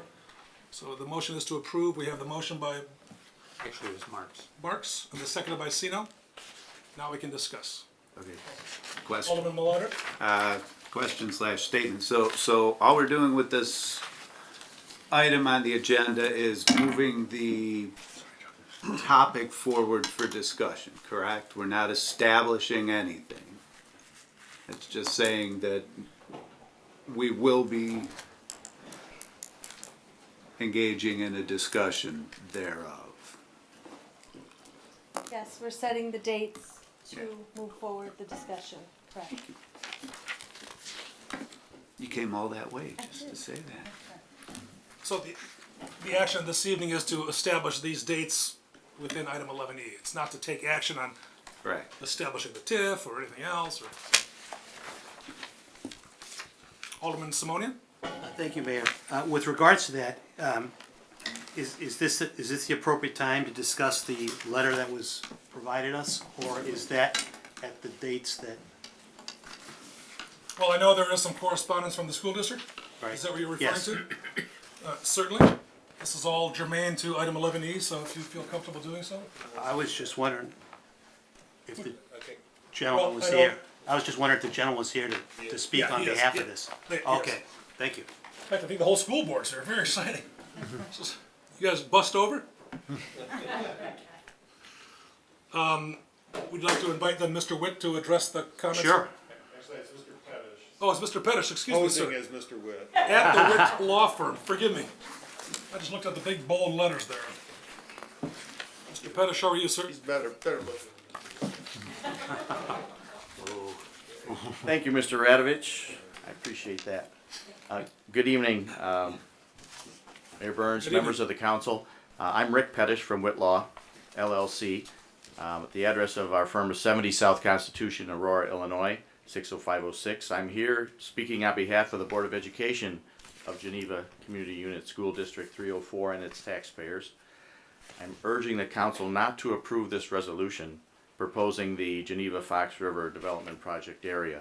And to deviate from my printed remarks for just a minute, it's my position that your resolution makes certain statements of fact which are inaccurate, and so for those reasons, that's one of the reasons why we come here tonight, even though the resolution purports to only set up dates. We think that the resolution that you're considering tonight does a lot more than that. It makes certain findings, if you will, not in the form of an ordinance, but in a resolution, which you're adopting tonight, or are proposed to adopt tonight. And we think that that resolution itself contains several misstatements of law and fact that should be addressed and reconsidered before the city moves forward. First and foremost, every document that the city has shared with the public contains the inaccurate statement, in our opinion, that the RPA, the redevelopment project area, includes parcels fronting the Fox River from Woodward Avenue to the Union Pacific Railroad. And if you look at that map that's attached to your resolution, you can see that there's a boundary line that runs along the riverbank. The parcels, the majority of the parcels from Woodward Avenue to the Union Pacific Railroad are not in this TIF district. A vast majority of the parcels from Woodward south to the tracks are not within the proposed RPA. Second, and equally troubling to the school district, is a statement contained in the eligibility study and in the proposed resolution that you are considering tonight that the redevelopment project area on the whole has not been subject to growth and development by private enterprise and would not be anticipated to be developed without the TIF. Private enterprise has been extremely active within this proposed redevelopment project area. The Covenant Retirement Center, Dorner Jewelers Building, Malone's Funeral Home, the Warlick Law Offices, the Millrace Cyclery, Buttermilk Restaurant, School of Rock, Foxfire, and Conisec and Dillon, building. These are but a few examples of businesses and property owners who have made substantial investment within the RPA in the last several years. You have done a tremendous job making Geneva the community that it is today and making it a desirable destination for families to relocate and raise their children. We believe the eligibility study grossly exaggerates the conditions within the RPA in an effort to support the idea that unless TIF is utilized, the area will become blighted. Two of the factors that have been exaggerated, in our opinion, are deterioration and excessive vacancies. We have hired our own TIF expert already to examine the field sheets utilized by the city's consultants, and the city was very gracious in supplying us with those field sheets for our review. It seems clear that very minor elements of deterioration have been identified in order to claim that the deterioration factor exists within the RPA to a major extent. It's also claimed that there are excessive vacancies within the RPA. They reduce that. They've described those vacancies in terms of square footage, and we believe that it's more proper to identify those vacancies on a parcel by parcel basis. And if you look at that, we believe that less than 10% of the parcels within the redevelopment project area are burdened with vacancies. These are but a few of the reasons we believe the council should either table this resolution until these deficiencies that we believe exist can be thoroughly reviewed. Taxing districts within the RPA will be greatly affected by this expansion of the city's TIF districts. School districts, as you might know, they've been affected by the budget crisis in Springfield, and placing further impediments in the path of school funding affects the children of our community. On behalf of the Board of Education of District 304, we ask you to please vote no on tonight's resolution, or please consider tabling it. thank you very much. If you have any questions on anything I've brought up, I'd be happy to address them. I think prior to questions from the dais, it'd be only fair that we ask our team to perhaps respond to some of the issues you brought up. Thank you, Mr. Pettish. Good evening, everyone. Brian Bow, Special Legal Counsel to the city. I appreciate the school district's comments on this issue, but what's before you tonight is just a resolution to set a public hearing date and convene the Joint Review Board.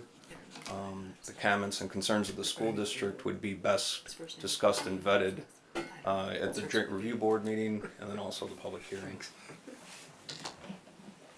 So with that, we just ask that the resolution be adopted with the amended public hearing date of May 16th. Any questions or comments from the dais for either Mr. Pettish or Mr. Bob? Alderman Simonian, Alderman Bruno? Thank you, Mayor. That's what I meant. I asked the question to begin with, is this the right venue at the right time? And I personally think that we're just putting the cart before the horse right now, and this needs to be addressed at those meetings first. That's my personal opinion. Alderman Bruno? Thank you, Mr. Mayor. Just so I'm clear, so what we have in front of us here, and to put a finer point on Alderman Maladra's question, this document, this resolution, and this potential TIF, what we've scheduled meetings to discuss and refine and correct and validate any positions here. Am I right on that? This doesn't define the boundaries, because the boundaries could change? Yes, the boundaries could change if the council so saw fit. The only thing that couldn't be done is the boundaries could not be enlarged or could not bring in additional properties that are already contemplated. You can always make the TIF district smaller than what's set forth in there. You just cannot expand it. And the issues brought up in that letter about some of the language, and I get some of the ambiguity in terms of setting boundaries that didn't actually include parcels there. Would that process also clarify or correct any language? The language concerning the general description of the TIF district is taken from the city's consultant's report, and again, it just attempts to describe the general boundaries of the TIF district. More significantly, there is a meets and bounds legal description that is attached to the resolution, which describes it from a legal description standpoint. Thank you. Alderman Kilberg. I had a question. When you were here last, I'd asked you about the length of the TIF. Yes, sir. Anywhere between a year and 23 years? Yes, sir. When will that be discussed in the process? That can be discussed at the public hearing. That would just ultimately need to be concluded before the city actually formally adopts the 3 TIF ordinances, which would establish the TIF, if that's what the council chooses to do. Anyone else from the dais? Alderman Burghardt and Alderman Cummings? Last week I asked kind of the same question Alderman Maladra asked earlier, which was about exactly what this resolution was, because it's pretty wordy, it's pretty lengthy, and I wanted to make sure we weren't voting in favor of a TIF, but just starting down this path of these public hearings. And so I voted in favor of it because I thought, well, let's move forward with the hearings. But I gotta say, I woke up the next morning and regretted that vote. I look at this area that's proposed and I think this is prime riverfront property, and I think it'll be developed whether we create a TIF or not. I think a TIF has a lot of drawbacks to it. So tonight I'll be voting nay for this resolution. I would be comfortable not moving forward with these public hearings and saying no to a TIF. You know, maybe I'll get my mind changed. Well, I'm guessing we're going to move forward with the public hearings. Maybe my mind will be changed hearing more information, but that's why I'll be voting no against this tonight. Thank you. Thank you. Alderman Cummings? Yeah, I get a kick out of, or I enjoy redefining things or seeing when things are redefined or reconfigured. And a sentence caught my eye on page 3 of the attorney letter, school district attorney letter. We have found less than 10% of the parcels within the RPA are burdened with excessive vacancies. And I'm curious how excessive vacancies is defined. And then, in an extreme case, if every parcel had the opportunity to have 10 businesses, and every parcel had one business, we could say that every parcel is being used by a business, and we don't have excess vacancy per parcel. Or we could say, 90% of each parcel is vacant. So I'm curious, obviously there's sounds like maybe a disagreement about vacancy, and I'm curious about that sentence, and why it is that you disagree. Well, we disagreed because when we reviewed the TIF consultant's report, we saw that they defined excessive vacancies on a per square foot basis. And so you looked at the Mill Race Inn property, very large property, totally vacant, and you take the square foot of that property and you're comparing it to all other properties, 84 parcels or so within the TIF district, and you're taking the square footage of that property, and that's a much higher number than if you say this is one property out of 84 that's vacant, totally vacant. And right now it's totally vacant, and so is the, for instance, the old service station going up to the top of the hill. That's a vacant parcel, no doubt about it. And the mill race right now is a vacant parcel. But then to base it on square footage rather than on parcel by parcel, we think it inflates the number, and it makes it look like, on the whole, that the district, the proposed project area, contains excessive vacancies. But when you look at it by parcel and you see that less than 10% of the parcels have excessive vacancies, maybe that factor doesn't exist to a meaningful extent throughout the entire redevelopment project area, and that's our point on vacancies. We think that your consultant has stretched the definitions a little bit to define factors existing in Geneva which we don't think exist in Geneva. There is a piece of property as you go up the hill that's on the north side of 38, maybe halfway up the hill, with a number of storefronts. 6, 8, I don't know how many. If one storefront is being used by a business but the others aren't, would you in your mind call that excess vacancy, or would you say that parcel's actually being used? That parcel's being used, that the vacancies within that parcel are not excessive. Okay. And So, on a basis like that, we would look at a percentage of maybe the percentage of the square footage within that one parcel which represents vacancies, or if it was designed for 15 businesses and there's only 5 businesses actively in there, we would say there's excessive vacancies within that building. so you would? We would. But you wouldn't base it on square feet? No. On that basis, I think we'd look to maybe even a combination of the number of businesses and look at the square footage also. But we think it's just, my example of the mill race property is our biggest example of why you shouldn't use square footage. And also the old bottling plant.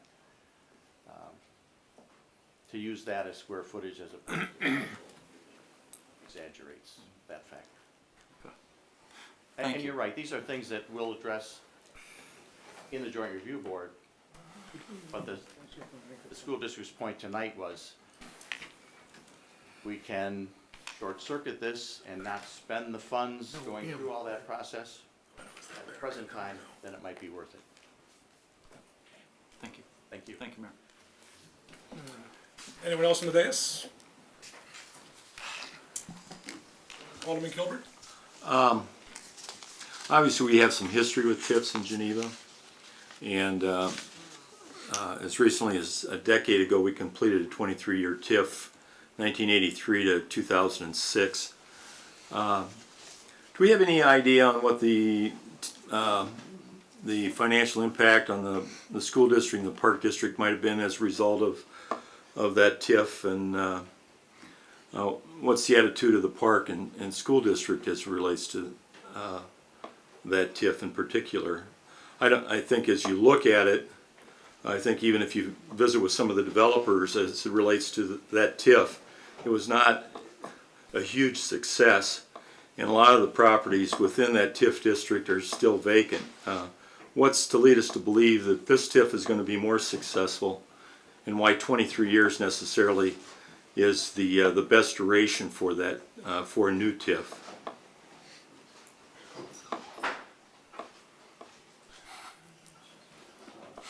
The question was posed to our Economic Development Director, Kathleen guess whoever wants Tomashenko, to and answer she's it. grabbing some materials. A very dramatic approach to the podium. So.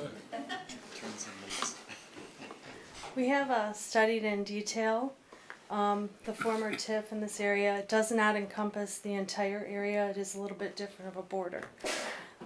There is a final report that we've reviewed. Actually, we're not prepared to talk about that tonight. We didn't think that that would be part of the discussion tonight, but we were preparing to talk about that at public hearing. There is information about the growth in the EAV that had occurred because of that TIF. That you could look at being the impact to the different taxing bodies.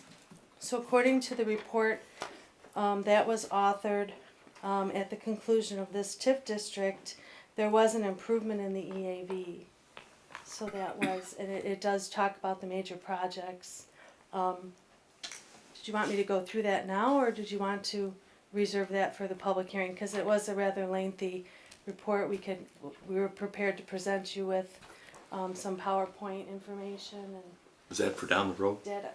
Yes, sir. We were planning to prepare that for the public hearing. We weren't prepared to present that tonight. We certainly can if you wish to go through that.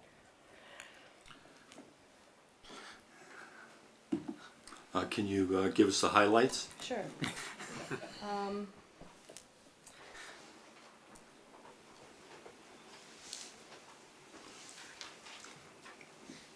I guess my question again was simply, what was the Yes. tax ramifications as it relates to the school district and the park district over the 23-year period? And the other question would be is an overall assessment of that TIF and whether or not it's deemed to be successful. If it's deemed to be successful, why is it considered to be successful when we still have a lot of vacancies in that TIF district? There were successful projects within that TIF, and there were things that were left that remained to be continued. Some of the successful projects include work at the Harrington and also 7 West and 1 River Center. Also the condominium project in that area, and then you also had the senior housing project. The EAV was improved from the base of 3 million, and then at the end of the TIF there was a base in excess of 7. And the length of time again? Sorry. 23 That's a years. 21-year period.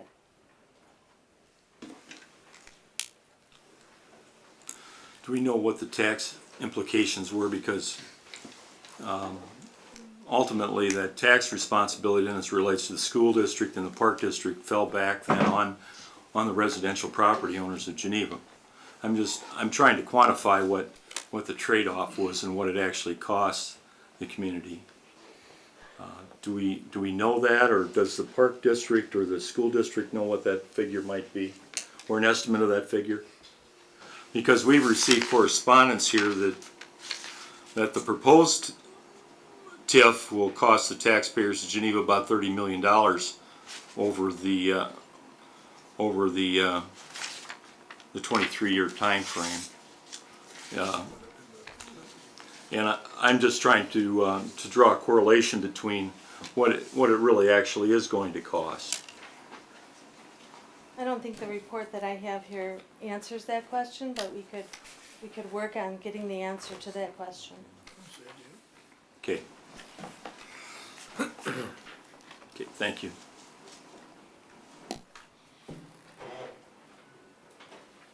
I have just a clarifying question, Alderman Kilbert. The $30 million figure, where did that come from? $30 million figure, all of you received a letter from a resident in the community that did a real pretty detailed analysis of the TIF. I think all of you know what I'm referring to. All of you received it on March 11th. And does a detailed analysis of his own property, as well as the Geneva Place retirement, and then also he takes a stab at what the impact will be on residents.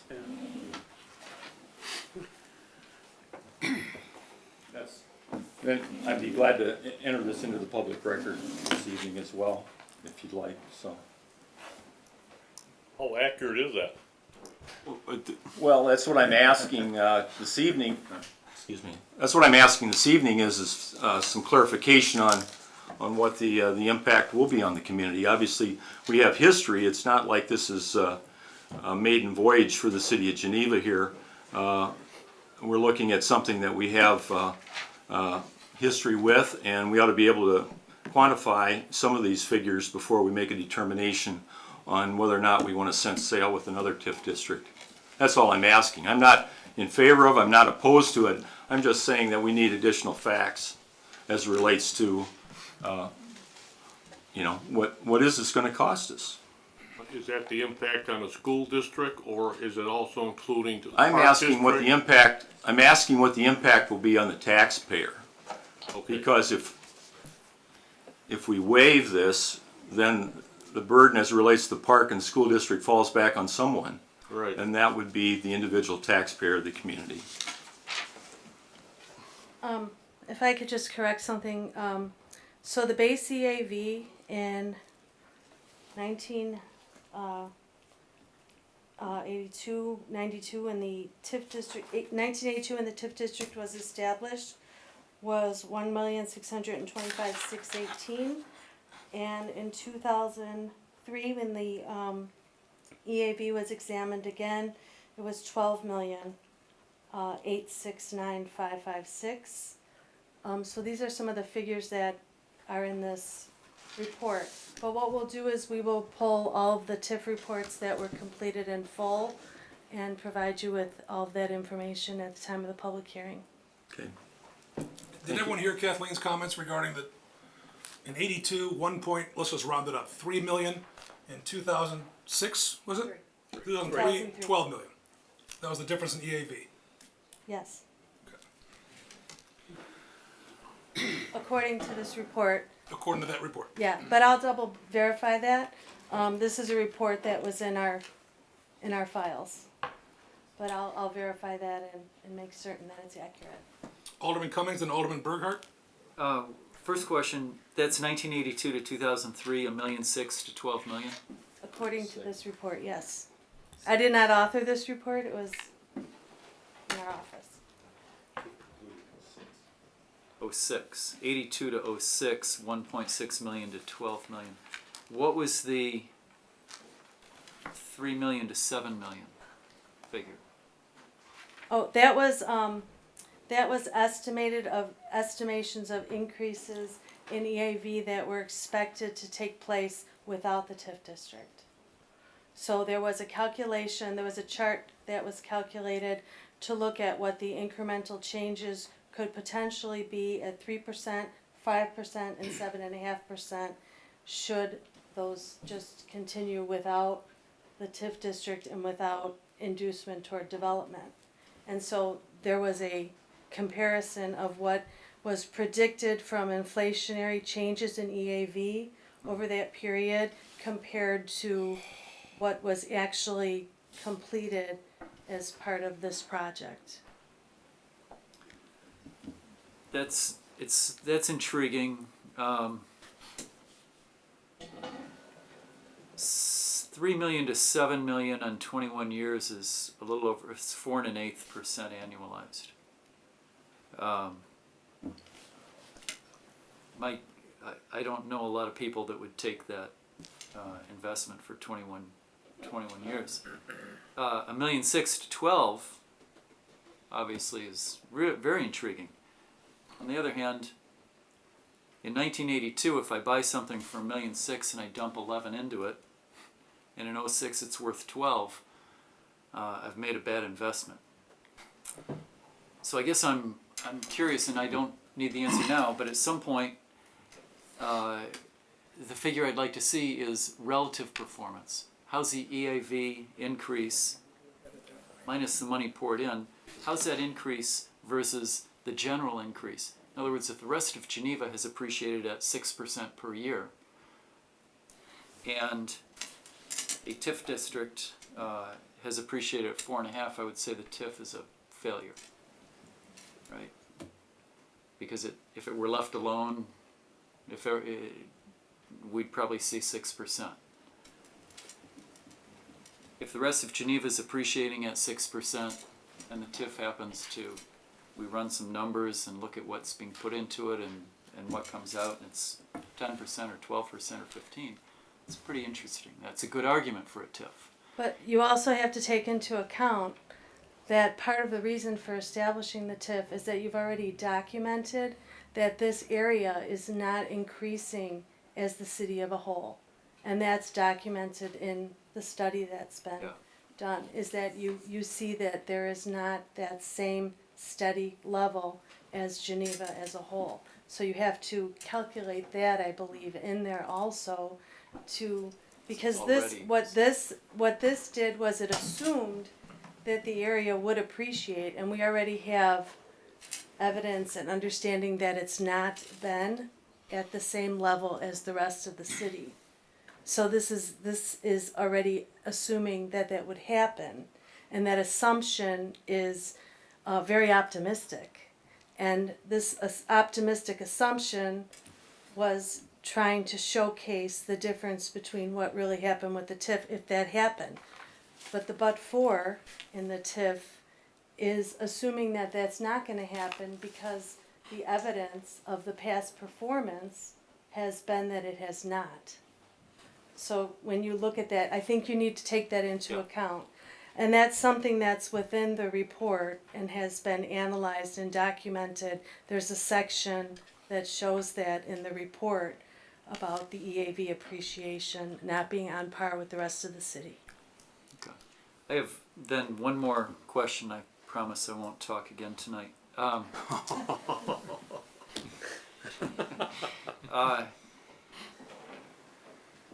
Back to the school district attorney, please. Are there, as you look at this, is your position that there are no parcels within the TIF that ought to be TIF'd? Or is your position that the TIF represents is excessive, that there are potentially some, and if there are you willing, and I don't need, yes, we've identified 5, but is there some room, you think about Venn diagrams, is there some overlap here in your mind moving forward? Mr. Pettish, if you could speak near the microphone, or... Our position at this time is that TIF is the wrong vehicle for the city to use to provide incentive to develop those parcels within the area that definitely would benefit from incentive in order to develop. There is a large vacant industrial building which is surrounded by growth and development on almost all sides. That might benefit from some incentive in order to develop that parcel. And certainly along the river, the mill race property, there might be some incentive that could be done to develop that property other than TIF. The district is looking at other vehicles besides TIF. TIF has a detrimental impact on the district, and that's why we're opposed to TIF. Thank you. Thank you, if I may, one more suggestion, if that report that she has referenced could be posted on the TIF website for the community, that would be beneficial as well, so we can look at those numbers that she's discussed tonight. Absolutely. Alderman Berghardt, then Alderman Radecki. Alderman Cummings touched on my first question, which was about trying to get some comparison about what the rest of Geneva was doing. So I have a simple question, his follow-up. If we were to identify 5 properties we were more comfortable with saying that these are blighted and need a TIF incentive, but they have to be grouped together, right? We would have to figure out a way to. Yeah, the area does have to be contiguous, yes. Okay. All right, thank you. Alderman Radecki. Thank you, Mr. Mayor. I'm a little troubled by some of the conversation and some of the detail that we're getting into, and we have been. The school board, through their attorney, has made it very clear. They've given us their general posture and position, that they object with us proceeding with it. That's the question before us. The position that Mr. Pettis advanced was the boundaries and the method, primarily the method for, he thinks that the eligibility study was somewhat overstated based upon how we calculated it. These are all things that I think are unfair to staff, unfair to the participants right now to get into the weeds as far as making a case for and against. That day will come. The question before us right now, I think, is whether or not we want to proceed with these hearings and vet and have these things properly laid out. My fear is that it just becomes too adversarial. We have, at this point, it's not necessary. We have citizens' comments being raised, dollar amounts in the 30s of millions of dollars that are not substantiated other than with a letter. I don't think this is the time or the place to be getting into that. So, it would be my recommendation that we not do ready, fire, aim here, and that we proceed as outlined. And the motion is for the matter at hand to proceed with the schedule as the schedule is amended. And it would be my recommendation that we act on that right now and not attempt to vet the arguments, which we tend to like to do before we get ahead of ourselves a little bit. Thank you. Alderman Bruno. Thank you, Mr. Mayor. I'd like to echo what Alderman Radecki said. We can't vet this here at the dais, and there are things that I want clarified, but it's not going to be clarified here. Kathleen had touched on one of my points. I think, the comparison of overall property value growth to compare to TIF growth. I mean, looking at the boundaries, these are challenge properties, whether there's floodplains, whether there's topography. I don't think it's fair to compare those properties to Geneva overall. What would it cost? There's certainly going to be cost to the taxpayers, but the whole premise is this is the long game. Assuming the numbers work out, there's cost up front to return greater return at the back end. My understanding is we have had a fairly good track record with TIFs. Whether this will play out the same, I don't know, but I think it merits the proper vetting that this resolution will start. Thank you. There's been a motion and there's been a second, echoing the advice of Alderman Radecki, but perhaps we've discussed what will eventually be discussed, perhaps even clarified. Any additional comments or questions regarding item 11E? A roll call vote is required. Mr. Clerk, please take the roll. Richard Marks. Aye. Jim Radecki. Aye. Mary Sino. Aye. Tom Simonian. Aye. Ron Singer.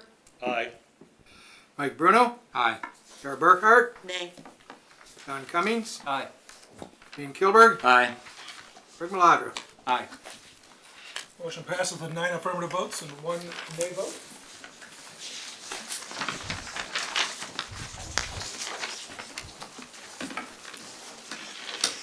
We jump down to item number 11I,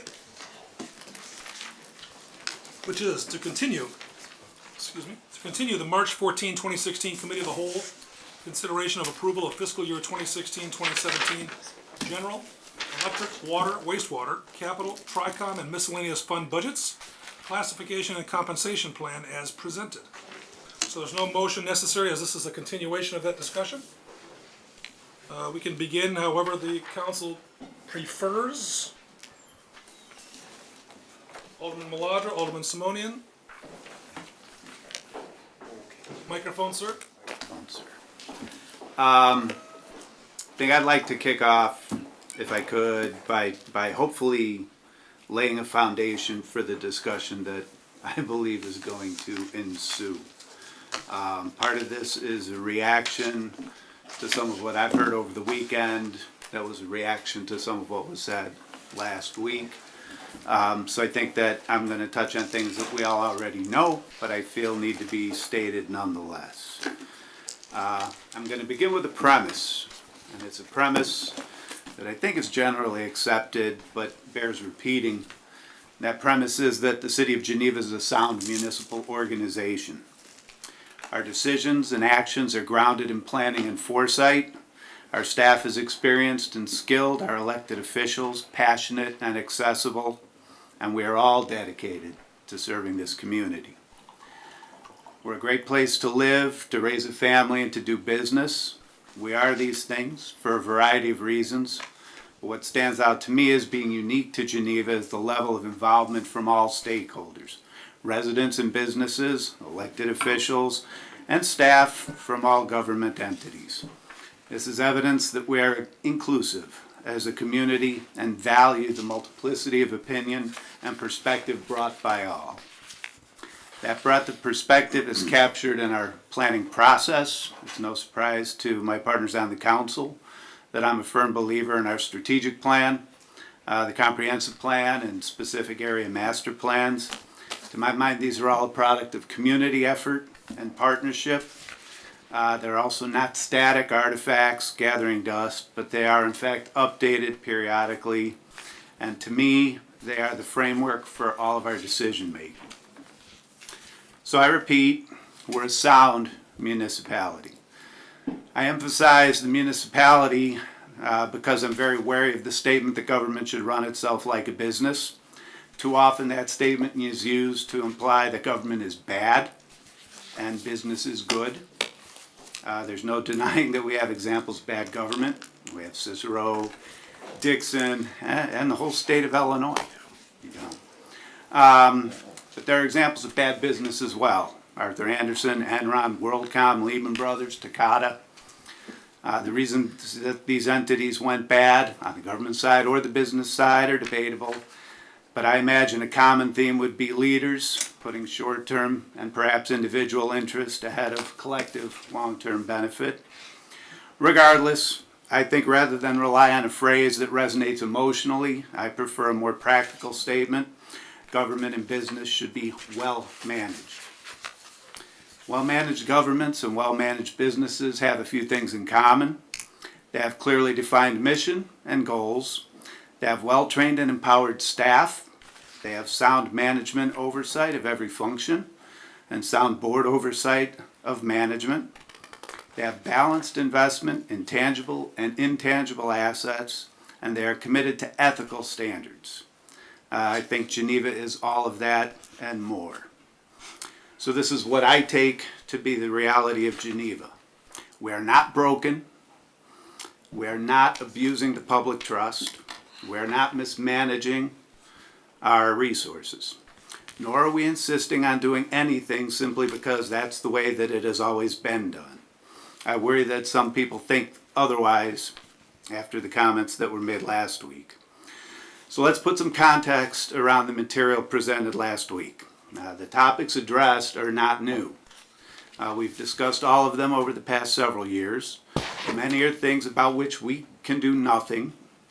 Others call for action that to this point the council has deemed unduly risky. And about others we've had disagreement about the necessity of taking such action at this time. To have a different position doesn't make that perspective bad or short-sighted, nor does it mean those with that perspective are stuck in a box. I don't believe it was anyone's intent to create these impressions, but they have had that effect.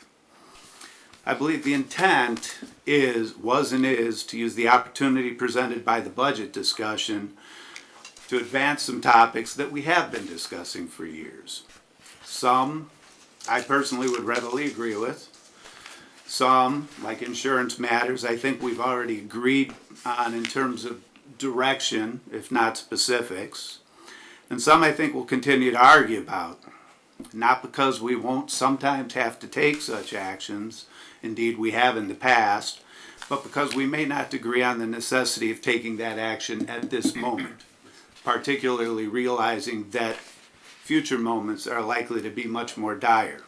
So if you take radical action at this point, what are you going to do when the wave really does hit? And so the discussion will continue, and I actually look forward to it. Some of the people that I work with know that I love a good discussion. But my hope is that it continues with the understanding from everyone, council, staff, and members of the public, that we are a sound organization and that we're looking for ways to improve under somewhat trying circumstances. That's it. Now, my opinion on this. Alderman Simonian? Thank you, Mayor. I was going to go a different route here until my colleague across from me pontificated, so I need to obviously respond to the pontification. And I will respectfully disagree with your comments that we're in a sound position when we have gone from 102 or 120 days of emergency reserve funds down to 79, where our capital funds have gone basically from $2 million to $1 million to $6,000, where the plows have holes in the floorboards and the trucks, police cars aren't this and that, et cetera, et cetera. So I don't necessarily agree that we're on sound footing, quite honestly. And I prefer to make the adjustments today versus when the disaster hits. I'd rather be prepared.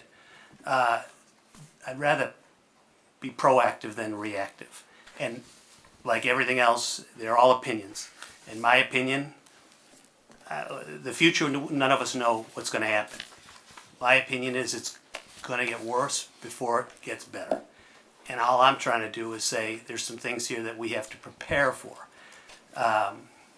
So with that said, after last week's conversation, I'd like to make a motion. First, to change in the 2016-17 budget the group health insurance fund not to exceed $2 million, the group dental insurance fund not to exceed $156,000, and a hiring freeze, and any hiring will require city council approval. That's my motion.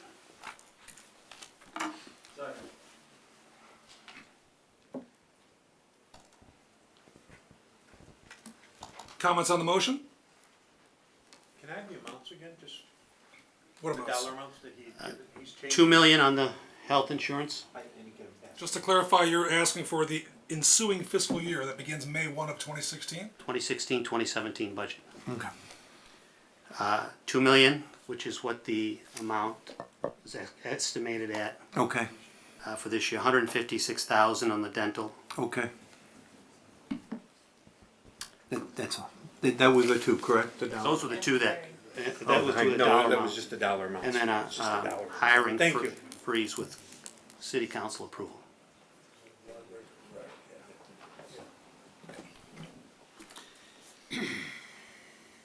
And then also these, and my recommendation is that these savings be applied to the goal of bringing the reserves up to the agreed upon 90 days and getting as much into the, up to as much of $1 million in the capital fund as possible. I just wanted to make a point here to the council. This is a continuation of maybe the whole consideration of these issues. Okay. So these are policy recommendations by this body as committee of the whole to the city council.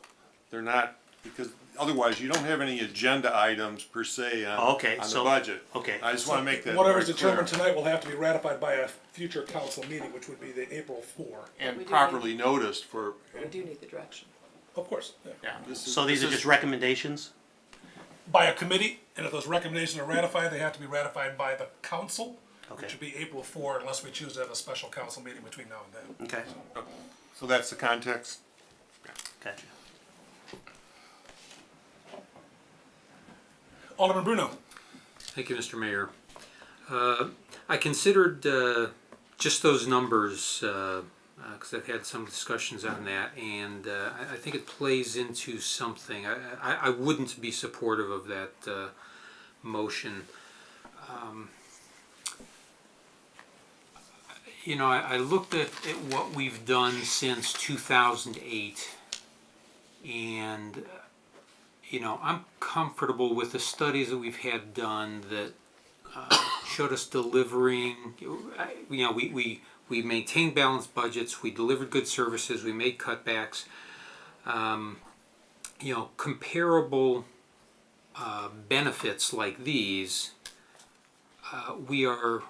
it's my feeling we're really starting to erode the environment that makes Geneva an attractive place to work, and I think playing the long game on this stuff, I think that's cutting our nose to spite our face. You know, sometimes we have to spend money. Maybe we need to talk about revenue on this. I know there's going to be a revenue discussion. But as we start pulling things out of this budget, which I think is eminently reasonable overall, there's some nits and lice.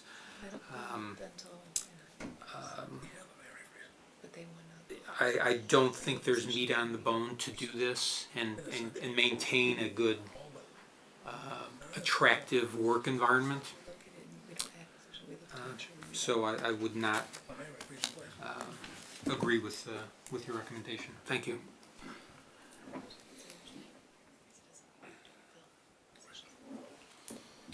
Oh, so many hands up. Alderman Radecki, Alderman Cummings. Thank you, Mr. Mayor. I disagree with Alderman Bruno, and I disagree on some of the characterizations that this is a radical action, that Alderman Maladra described potentially some of these things. I think these are reasonable actions. To say that we've taken, you know, we've seen since 2008, we have seen a balanced budget, but it's been balanced on the back of various other items that have either been deferred, put off, let go, and there's a litany of things that have occurred in order to maintain that. One thing, you know, we keep hearing whenever we have these budget discussions, referred back to the fact that back in 2008 when the recession began, that the city reduced staff, I think, by 8 positions, which was probably about 4% of the staff at that time, which you probably could have made an argument that they might have been a little heavy, maybe not, who knows. Money was good, things were pretty good back in 2008. Beyond that, there has been, to my knowledge, very little, if nothing, contributed with the employee benefits side of this equation, either in salaries or benefits, towards balancing the budgets that we've had over the last 7 years. You know, we talk a little bit about, you know, being fair and having parity. You know, this is getting to the point, at least in my opinion, or I want to head off getting to the point where I want to preserve jobs. It's not only, I totally understand and agree with creating and keeping an excellent work environment, but at some point when you start letting people go and people begin to be concerned if they're the next one, that affects your work environment also. And I think we're reaching that point, and I don't want to get to the more painful points. What's being suggested is simply maintaining funding at last year's level and not increasing it by 19% for health insurance. To me, that's reasonable, that's not radical. To me, it makes sense to give the city staff the opportunity to take that money, shop it, get brokers, find out what can be purchased for that, come back to the council with it. I do not think that that's a radical thing to be suggesting at this time. When you see that our you know, as a non-home rule community, we're limited by what we can do. Our hands are somewhat tied. We're going to discuss a little bit on the revenue side. We're very quick to look to generate more revenue sources, from cutting funding for advertising to the chamber, to eliminating SSAs, to contemplating eating for places taxes, to referendum. I mean, we're scratching for a lot of different revenue sources right now, and I think before we actively pursue those, maybe recklessly or radically, I think it's a reasonable action to look at where your expenses are going, particularly since there really have been no adjustments. Look, it's no secret whatsoever that the healthcare plans that our employees enjoy are excellent. They're very, very good. I would say that they are probably much more the exception than the rule, and it's become more of a luxury than it's something that simply cannot be maintained. Is there a risk on the long term, what you described, Alderman Bruno? Certainly. Is there a risk with doing nothing? Absolutely. So, if we had the perfect solution and we had the ability to continue to fund these, I would say yes. But this is not a 2008 environment, and we've kind of put our head in the sand, I think, and ignored what's occurred over the last 7 or 8 years to get us to this point now. And, it's better to take your medicine once than have to take it twice. So, are there risks involved with this? Yes, but, I think we need to seriously consider taking those risks now. So, thank you. Alderman, was it? I think you were next, right, Cummings? I think I was. I think you was. Well, he said he wasn't going to talk anymore. I heard that too. Is there a motion to allow him to talk? Alderman Cummings, excuse me. Good luck. I too think that it's a little bit, I don't want to say offensive, but it's frustrating to hear someone say, I don't want to take a look at a 20% increase in healthcare and why that's going on and investigate if there's an alternative out there. I just don't want to. I don't want to do it because we might lose employees. Well, here's another alternative. We look at it and we find just as good a plan for $2 million instead of 2.4 something, and everybody's happy. Or we find a plan that is almost as good, and we structure out the insurance costs to the employees so that the lesser paid employees are paying a little bit less in insurance, and the higher paid employees of the city are paying slightly more for insurance. Because $100 means a lot more to somebody that's making 35 or 40 grand than it does for somebody making 100 grand. And for me to step back and say, I don't want to investigate that. I'd rather not cast the light and investigate why our healthcare costs went up 20% or 19%. I think that is wrong. And that one sticks out. And I think that there are examples after examples that we can investigate and look at. And if there's a solution, we will find it, I'm reasonably certain. And if there is not a solution, we will not find it. I can guarantee you that if we do not look at this budget hard, we will not find any solution, and we'll continue to come up every year with a balanced budget that inflates like a balloon on the backs of the taxpayers in Geneva. And we have to take at a minimum, we have to take a look at this. And I'd like to see it stop. If we can't stop it, we can't stop it. But we have to take a look at it. Thank you. Thank you. Everyone has spoken already. I would like to present some information that I think, well, it's certainly germane to the question at hand, but it also provides some clarification. This is a specific document relating to comments made last Monday evening. The comments were made by Alderman Simonian. These are responses and clarifications to all those, and I think some of you will find very interesting the correct information, because unfortunately we're all spewing misinformation for whoever's benefit, who the hell knows. In 2014, our reserves were 106 days. That's correct.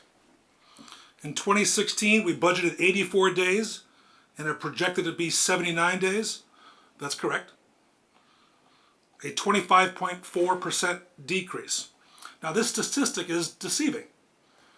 All of us know full well that a reserve is based on the budget audited and the budget passed. To assume that a reserve has dropped because the budget has shifted is unfair. We know that. It's using statistics, like I think our friend, the great author said, there's 3 types of statistics.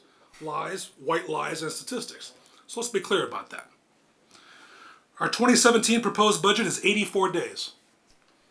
6 days less than what we are required to maintain. We're not required to maintain anything.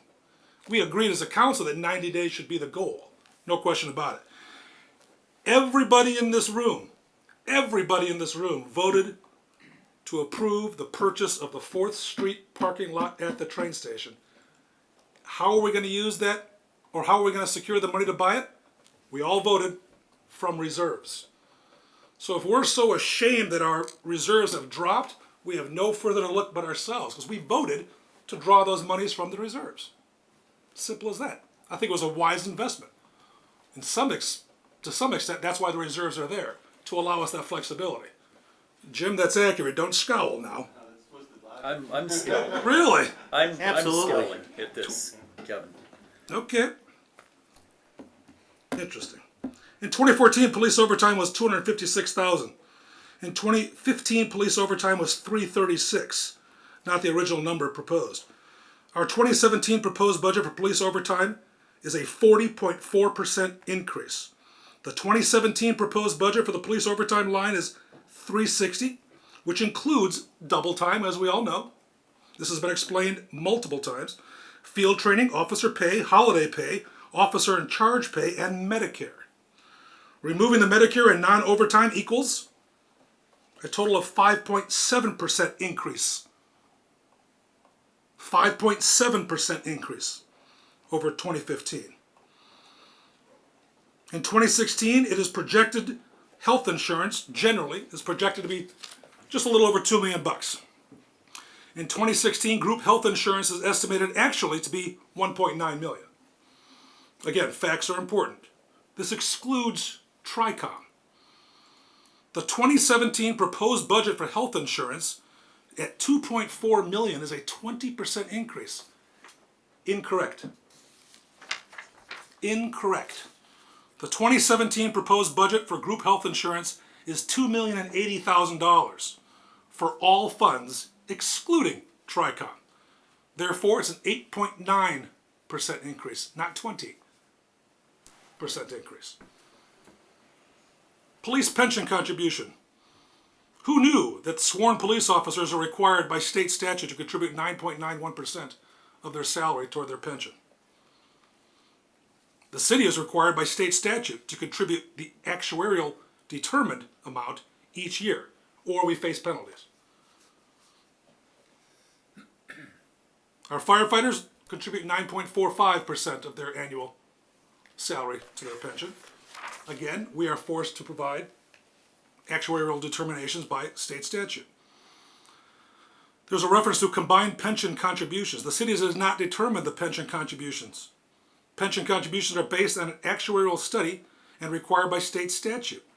All 3 items, police, fire, and combined pensions, our firefighters and our police officers contribute, and what we contribute is the result of our friends in Springfield. Along those lines, for any of us, well, let me back up. Years ago, when we all celebrated the fact that our firefighters had contributed back, if you will, have provided some relief, if you will, on the contractual obligation for the pay raise, that was a different time and era. And you'll all recall that those negotiations regarding that forfeiture of a raise was done in a very delicate and professional way. It was communicated by management to the union stewards to the membership back to the stewards back to the management, and then we agreed together in closed session. For any of us to sit up here and say in public that our represented team members must give up part of their pay increases that we've all contractually agreed to is, I believe, grounds for a hostile work environment. It's just not right.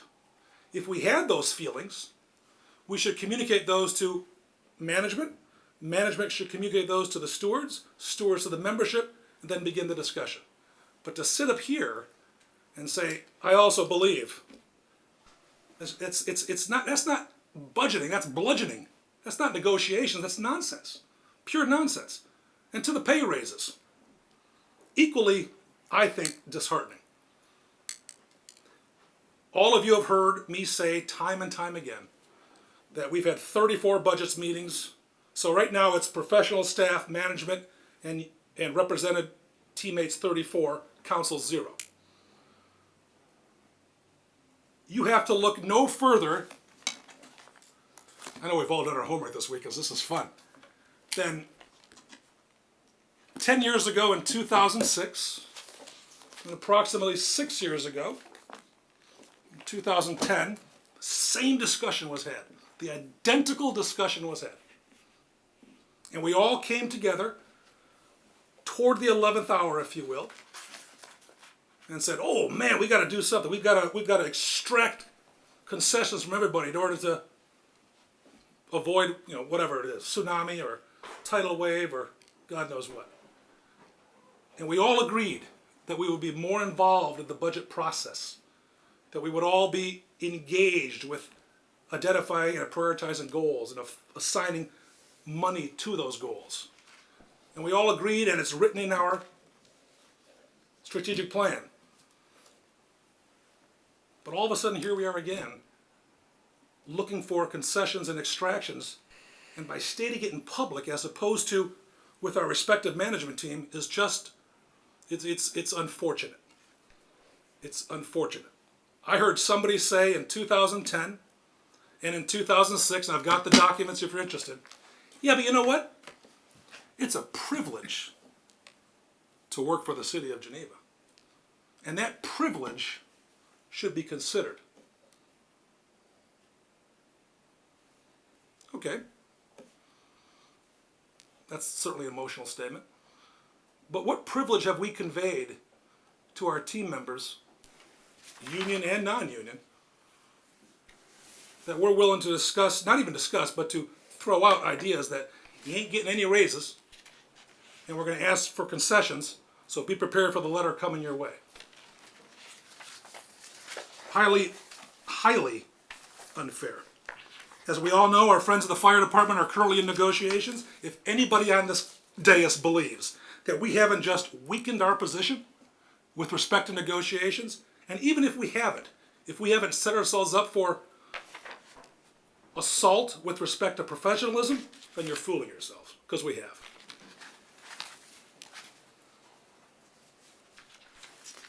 The places for eating tax, here nor there for me. SSA number 1, here nor there for me. I believe it is wise that we forego the whole consideration about developing a grant program for our friends at the Chamber. The Chamber should receive the $138,000, and they should be accountable to the council and the community and how they invest that money. I believe most of you probably feel the same way. An increase in the general fund reserve to 90 days would require approximately $265,000, finding it elsewhere in the budget. That's doable. No question. Increase the capital fund back to a minimum of $1 million. The question has to be asked, which capital fund? We have 3. We have capital funds, we have general capital, and we have capital equipment and infrastructure. So let's clarify exactly which fund that is. Staff has already been in discussions, as all of you know, with our broker to look into options for how best to advance a health insurance policy for next year. To assume that we can do so between now and May 1 is unrealistic. So in essence, the current plan will remain. We can't change plans midstream. We simply can't do that. That process is being examined by our broker, and that information will be brought back to us with respect to how to move forward. Same with the issue regarding HSAs, also being discussed with our broker at this time.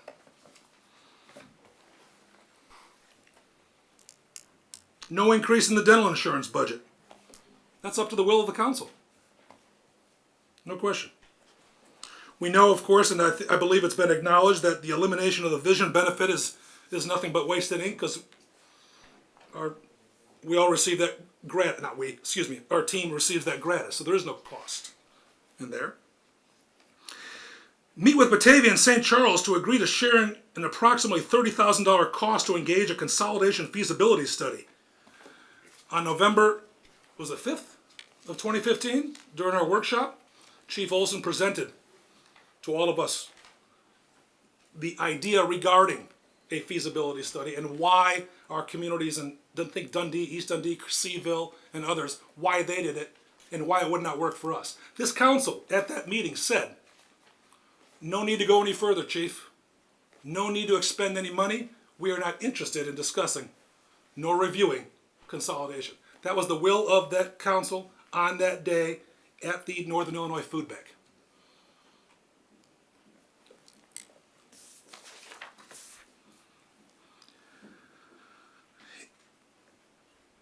Again, I've talked at length regarding the no pay raises to employees for 2017. Additional information has been provided to all of you per our policy to provide all of you the information that any one particular alderman requests. It's important to note, and some of us like to use the word, these automatic pay raises. Nothing's automatic.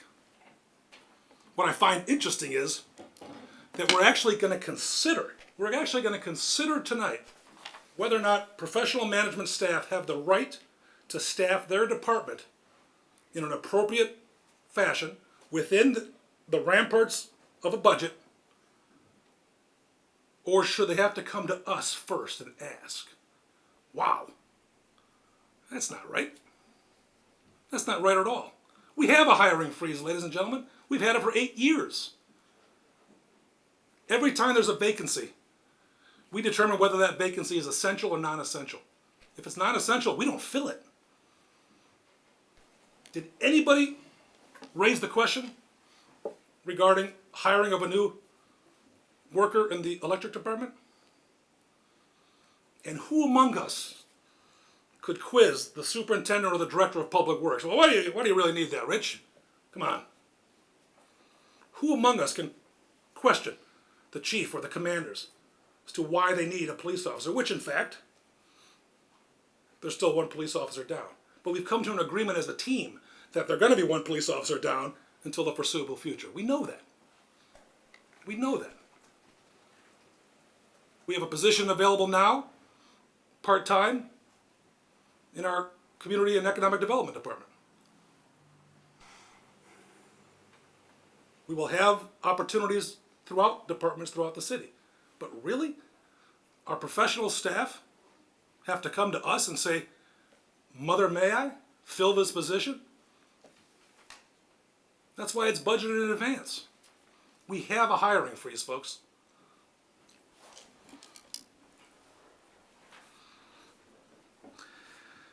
The request for police, fire, and IBEW to amend their contracts to no raises for 2016-2017, absolutely ridiculous. It is hostile, it is unfair, it is disheartening, it is disrespectful, and I do not support making such statements, nor assuming such statements made at the dais is a formal request of this council.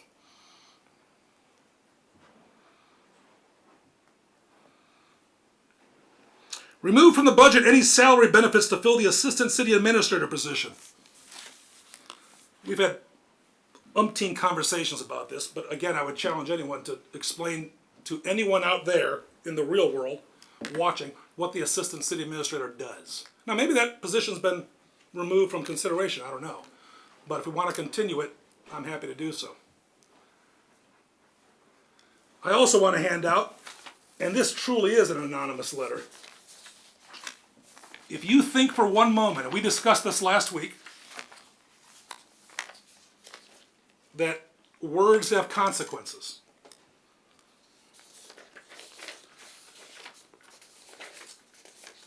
This is a letter that I received today, and I've copied it for all of you. And I'm not going to read it all, but I'll provide one to whoever wishes to have one.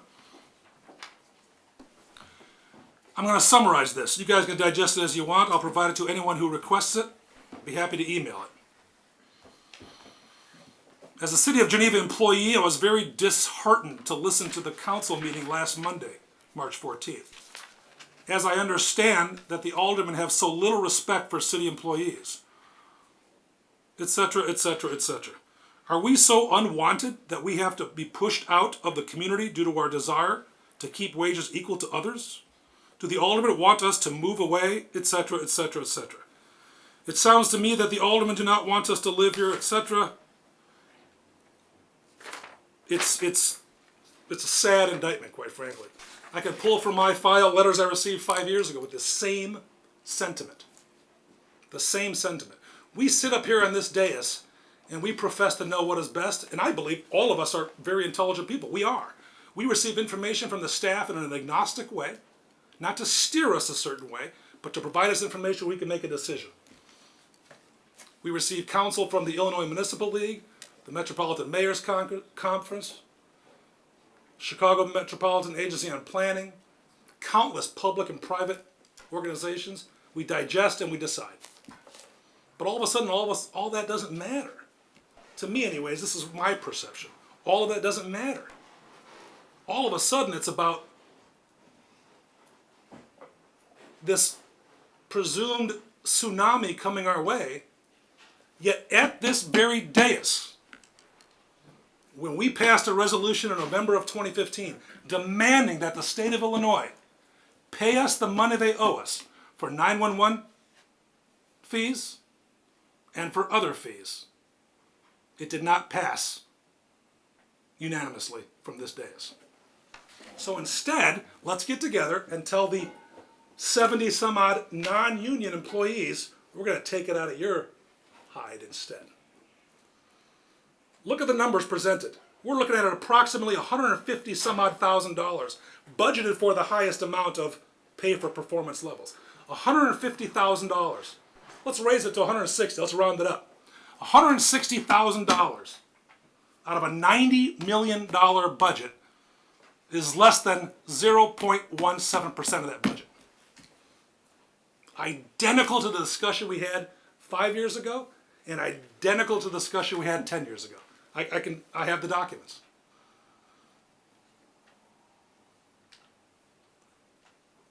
This may surprise all of you, but I think having these discussions is healthy. I think it's helpful. I respect the different positions everyone has. But the aphorism, better late than never, does not apply in this case. It cannot apply in this case, and it cannot apply moving forward. We cannot wait till the middle of March to all of a sudden figure out a way to change things when we know damn good and well we're behind the 8 ball. So let's begin now. Let's begin in May of 2016. Let's have a Wednesday night, once a month meeting where we can have a roundtable discussion. Let's have all of us attend department head budget meetings to understand better, to ask genuine questions. But let's refrain from sitting up here and just casting what I believe to be aspersions on the good work we've all done in order to gain some political favor. That worries me. I think it jeopardizes the integrity of this group. I think it jeopardizes the culture of the city. And I think it does extraordinarily and irreversible damage to the overall community. I really do. So those are the facts, folks. I will present these without objection to the record. These are the facts. The facts as you see them. No, these are facts. No, let me. Since you had an opportunity to rebut all these of mine, I might as well just say it to me. I mean, you keep saying the dais. Just say Tom Simonian. I'm the one that voted against that going down to Springfield. I'm the one that brought up every one of these issues. I'm the one that had the coolions to put my name on this and come in front of the public and talk about it, where you got an anonymous letter from an employee. Do you want to see all the letters I got from the public? Show them to us. Oh, I'd be more than happy to. I'll send them to you. But let's go through this. I'm going off of the numbers that were provided to me. I didn't make up anything. These are the things that were provided to me. I never said you made them up, Tom. I said that. And when you say clarify what's been presented. when you sit back and say things like, the 90 days is not required, and then in the same sentence say, it's a number that was agreed upon by this council, is that an honored requirement if the council has agreed that that's the number that the city should maintain as a reserve? No, I do not. Okay, so when, Well, just let me clarify. Let me answer your question. The reference was that we are somehow obliged to maintain a 90-day reserve. We're not. We set a goal of maintaining a 90-day reserve. And this council knew that if we're going to buy 4th Street, let's take it from the reserves. So forget about 4th Street. We're talking about this budget.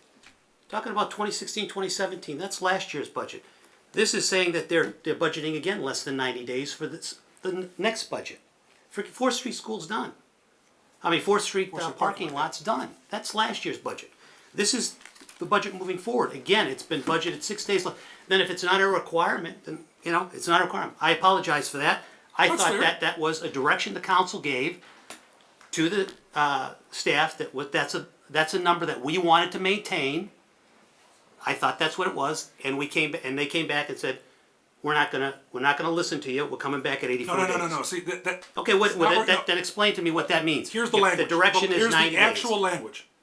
The city will strive to maintain an available fund balance of at least 90 days of the current budget year operating expenditures for the general fund. That's it. Okay. Then I'm wrong. No, not wrong. Just clarified. That's all. Okay. Clarified. All the numbers that I have used here are numbers that have come off of the sheets that were provided to me. Okay? I did my calculations based on the way I do calculations. I'm not trying to spin this any which way but loose. I'm trying to be as realistic as possible. With regards to health and dental and everything, I mean, I don't understand. Is the government oblivious to what's happening in the real world about what's wrong with trying to maintain a budget versus mandating an increase? Number one. Number two is you talk about the numbers, the 2.4 million and the 2,060,000. The number that was given to me is right here on the budget worksheet report that I requested of $2.471 million for health insurance. It does not break it out with union, non-union, TRICOM, no TRICOM. That's the number that they use there. And then that's the number that they use for the estimated health insurance budget for 2015-16 was $2,050,000, etc. So if the numbers, one includes TRICON and one doesn't, shame on you for delivering me numbers that are two different numbers. Well, then give me the health insurance number with TRICOM in this one, and with TRICOM. Don't give me one with and one without, and then tell me that my numbers are wrong.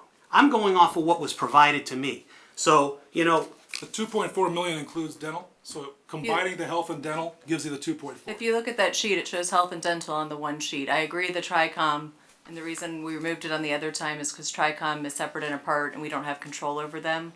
But if you look at that sheet, it's health and dental. That 2.4 includes both health and dental. Okay, so I'm looking at health and dental, your numbers. Right. 2,060,000 projected amount. For health and dental. 2017. 2,471,000 on the same health and dental sheet. So explain to me how from column to column it changes. What I'm saying is your 2.4 million you used as your medical number, and then you also had a dental number. The number here is both. That is a total expense for both medical and dental. Okay. The 2,060,000 is medical and dental as well. Okay. So there is a jump there, but it's for medical and dental, not just medical. Okay, now I understand. Fair enough. And and as I mentioned last week, when we budget vacancies, of which TRICOM has several, we budget at the highest possible contribution level so that we don't go over budget. Okay. So we may hire an employee who is single and takes a single HMO plan, but we budget at the family PPO plan. Then it's fair to say, according to your fiscal year ending budget summary, total by fund, Dental went from 156,200 to 206,000, a 31.89% increase, or are my numbers, am I miscalculating those numbers as well? I'm looking at this, it's page 99 of one of the packets that was provided, budget summary, total by fund, fiscal year, ending April 30th, 2017. The numbers, group dental insurance, 156,200 estimated for 2015-16 budget, and the budgeted amount for 2016-17. Premiums and claims, because we are self-funded for dental insurance, so we set the premium allocation. So we are estimating how many claims we think may occur But during this the is, fiscal year. these are our costs, these are the city's costs, right? Right, we are Okay. self-insured for dental. I don't care what we are, I'm just saying these are our costs. Our costs are estimated to go up 31.89%. Am I correct or not? It's a simple yes or no. That's the math between 156 and 206. Well, that's how I do the math, but obviously I don't do the math correctly. I don't have it in my head, but yes. Okay, well, with regards to police, fire, etc., I know there's things we can't do with that. I made that perfectly clear after Alderman Kilberg last week questioned that whole, and I agreed. I agreed in public. I agreed. So you can beat that horse as long as you want. But with Alderman regards Simone, to, respectfully though, Yeah. you did state from the dais, we should go back to. I'm getting to that. Okay, forgive me. Yeah, I'm talking about the pension contributions to that, and I'm saying yes, we should. You know, if we're dealing with a situation that we have to adjust, then I think we should adjust across the board. It's fair. I'm going to go back to this fair thing again. Is that it's only fair. If we're going to do it for the employees, we should do it for the union contract employees as well. I'm talking about fair. And do I think we should? Yes, I think we should. I don't think it's fair. I haven't voted for one of these contracts yet. There's only been one. No, I've voted for two. I voted for 2 contracts since I've been on this dais. And both of them I said it's not fair because all I'm asking for is that wages fall in line with the rest of the world, and that's based off a consumer price index and or inflation. I can guarantee you $1 to a donut. If inflation was at 12%, they'd be negotiating at the table. Well, inflation is 12%, we need a 12% increase. But because it's not a 12% increase and it's negligible, well, we got to at least have 4%, 3%, 2%. And I don't think that's fair. That's my opinion. I don't know how the rest of the dais feels, but that's my opinion. Let's see. With regards to the consolidation feasibility study, I was not there on November 5th or 6th. But I will tell you this. You make the comment that says this entire body totally agrees that that's not a subject we want to follow through anymore, yet 8 city staff members were in the same conference I was on this same subject matter.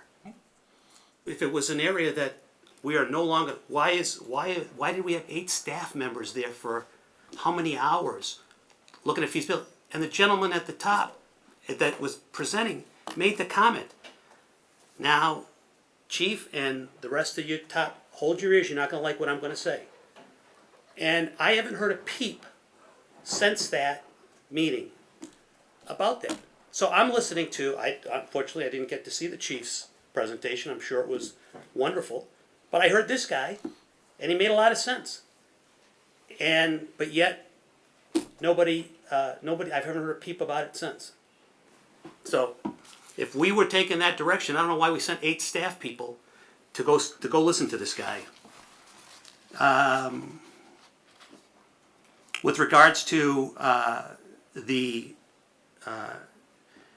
eating places for eating tax, I just my issue there is one of communication. How do you bring this issue up on February 29th? 2 weeks later, you put it on a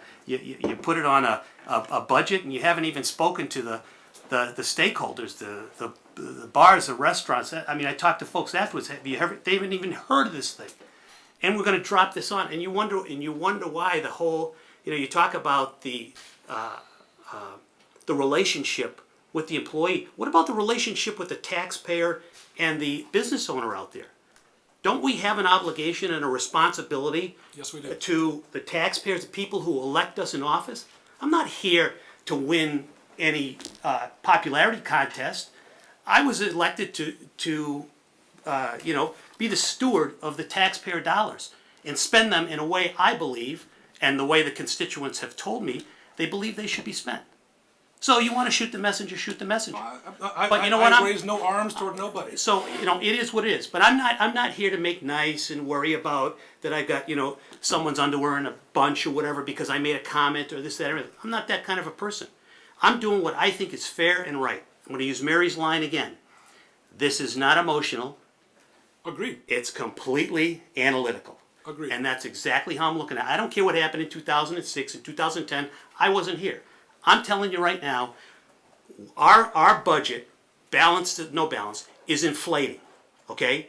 Our community isn't getting bigger, our employees aren't getting bigger, but our budget is inflating.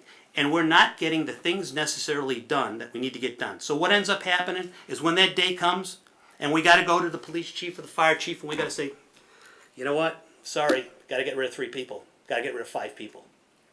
I'm trying to avoid that day coming. Believe it or not, you may not think so, but that's what I'm trying to avoid happening. But I guess I'm the only one that's blind that can say, hey, listen, give a little now to get a lot later. And I think a lot later is preserving someone's job versus preserving a $500 deductible on their insurance to a $750 deductible on their insurance. And that's what I'm trying to do here. Okay? I could sit here and just, yep, yay, no problem. And the budgets go into these budget meetings. None of this has anything to do. I'm not questioning the amount of paper or the widgets or I'm not questioning. I'm questioning the overall big ticket items that have nothing to do with, Rich Babica's experience on running public works. This has to do with the bigger piece of the equation. This has to do with what the city has to contribute inside of this piece of the equation. I'm not trying to get into saying, how come we bought, paper from Office Max versus Costco. This is not where I'm going with this. I'm going on the bigger picture to try and preserve the bigger picture, I guess. Anyhow, and with regards to that vote going down to Springfield, I voted no because this is the problem. The problem lies with the fact that we got a bigger problem. Springfield's a bigger problem. We keep pointing to Springfield, but that's the mothership. If that goes down, we follow. We don't survive without them. So we have to try our best to try and help them do their best. And we all, again, that word together, and fair. And does that mean that Geneva has to give up some of its motor fuel tax and its LGDF and everything else for the good of the greater good? That's exactly what it means. And us sitting here saying, no, we don't want to do it. Well, nobody wants to do it. A great man once told me, the only one who likes change is a baby with a wet diaper. None of us like change. None of us do. But guess what? Change is difficult. And it's not easy. And especially because you've got people, you've got emotions, you've got everything else tied into it. I don't like doing this. Do you think I enjoy doing this? Again, but I think this is the responsibility that's been bestowed upon me by the taxpayer as a steward of their investment. They're the shareholders of this company. And we have a responsibility to that shareholder. No disrespect. We don't have a responsibility to the employees here, other than the fact to deliver the responsibility to the shareholder. Just for the record. At the end of the day. Just for the record, we have no responsibility to the employees of the City of Geneva. We have no responsibility other than to deliver to our shareholder, which is the taxpayer. In other words, our responsibility is to deliver to the shareholder. And the shareholder is the citizen. It's the taxpayer. I hate to say it. And for those, well, we can go down this path, but for those employees who actually reside in the City of Geneva, how do we reconcile that? What do you mean how you reconcile that? both citizens and employees. Well, I know. They have 2 votes. Like most people in Illinois. I believe Simonia still has the floor. No, I'm good. Thank you. I don't know who the heck had their hand up first. But we'll go with Radke, is it? And then, remember those days? Radke, Bruno, whatever your name is, Melodra, then Cummings. Well, boy, there's a lot to consider with the 20-minute statement that you made, Mr. Mayor. It could have been longer. It felt longer. Well, you know, it should be longer because- Here's well, let me please, please. Of course. All yours. You know, it's interesting that, you know, last week, I believe, I don't know about the rest of you, but I can't quote you verbatim, but I think you insinuated the collective intelligence in this room that Geneva was in trouble if they were really relying upon us to make a decision. Because I actually had a constituent call me to say, did he really say that because he kind of insulted all the voters when he insults Watch the you? film. What I said was, Oh. if we all believe we're the smartest people in the community, we're in serious trouble. Okay, that's close enough. And then today you did set the record when you said we are a very smart group of people here. You know, as far as healthy discussions, and you say, hey, I'm glad we're having a healthy discussion. I agree with that, but I don't think it's healthy. The topics that were brought up for discussion today were 3 items. Were the funding for the health insurance, the funding for dental insurance, and a hiring freeze, which I think we're really talking about Stephanie's position and replacing that when she goes to city administrator. I don't think so, because that's Well, not specific. Well, it is now, okay, so. Well, actually, it can't be now unless there's an amendment. It was a hiring freeze, period. Well, there's no requiring motion, management to come to us to hire. there's no motion, there's no second, I thought. We're doing, Yeah, there's a motion in a second. Absolutely. not for that, I thought we couldn't make a motion for it. It's been, I mean, I lost track Well, again, it's a only a half hour committee of the ago. whole discussion, so it was regarding the 3 points Mr. Simonian made. Okay, the point, the bigger point here is that, you know, though we had a very narrow topic that I thought we would have a productive discussion about.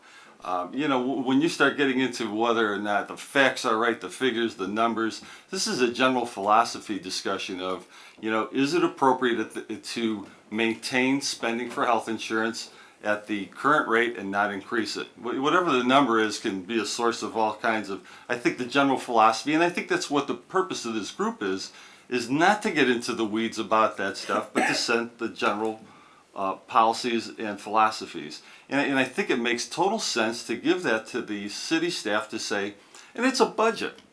This is a plan and a forecast to say, here's X amount of dollars, Stephanie and your HR department, whoever, what can you do with this? Come back. And then it would be the will of this, you know, of this council to act upon that. You know, this is not setting things in stone because we deviate from budgets all the time. This is a message to say that this is the direction that as a council we want to see pursued. It was 3 basically pretty narrow items. As far as the revenue side too that we kind of vaulted to, you know, I agree with you on a lot of that. You know, I think the $90,000 for the SSA 1, that we shouldn't fund that anymore. I think Rich Babica made a really good point when he said that you know, that he would do his best with covering that. That we may not get the bang for the buck that we would for $90,000, but he'd do it. So I was comfortable with that. Also, the minor amount in the refuse stickers and things like that, that's fine. When it comes to the hotel motel tax, and you know, this all kind of plays together. This is all part of this discussion. It's my earlier comments that we're asking a lot of people to give up things. You know, in the chamber and the fine work they do. I agree with you. I would not have a grant program. They shouldn't have to come to us. They've been our trusted partners for how long? However, I believe that part of what we wanted from that fund was to have 2 monument signs. My discussions with Mary is that the thought was that we would allocate some of the funds from the hotel motel tax, use that to begin our purchase program for the signs for the entranceway. In my mind, that inures to tourism. It fits the statutory needs for it and everything else. So, you know, it would seem to me to make sense that on the hotel motel tax, that the allocation that would go to the chamber would be reduced by amounts that we would find necessary to procure those signs. Stephanie and I had a discussion right before this meeting. Rather than $138,000 for advertising, it would probably amount to about $100,000. I would say that that's, as a policy, that, you know, that makes sense to make that reallocation and not have them have a grant program. They're our trusted partners. Give them the $100,000 from the hotel motel tax. The places for eating tax, I completely agree with Alderman Simonian. We're a restaurant town. This thing came out of, you know, we've discussed a downtown business district and an associated tax for 5 years, for a measly 0.25% on that. Now all of a sudden, and I know that there was a breath or two of this on February or on November 6th of 2015 about potential sources, but then at the last minute, you know, it shows up as a funding source. Now as a council member, I sit here and go, benefits are not going to be touched, they have not been touched, and then we have an additional funding source that we've really had no discussion about. It doesn't feel very good to me. It doesn't feel transparent. It feels as though we're pooling revenue in what I consider an area that requires much discussion before we proceed with it. 2% on our restaurants without those stakeholders involved with this, you know, that should be taken off the table in my opinion. One of the bigger and more overarching things that I was going to propose today, but we seem to have got tied up with it, is the 1% citywide referendum for sales tax.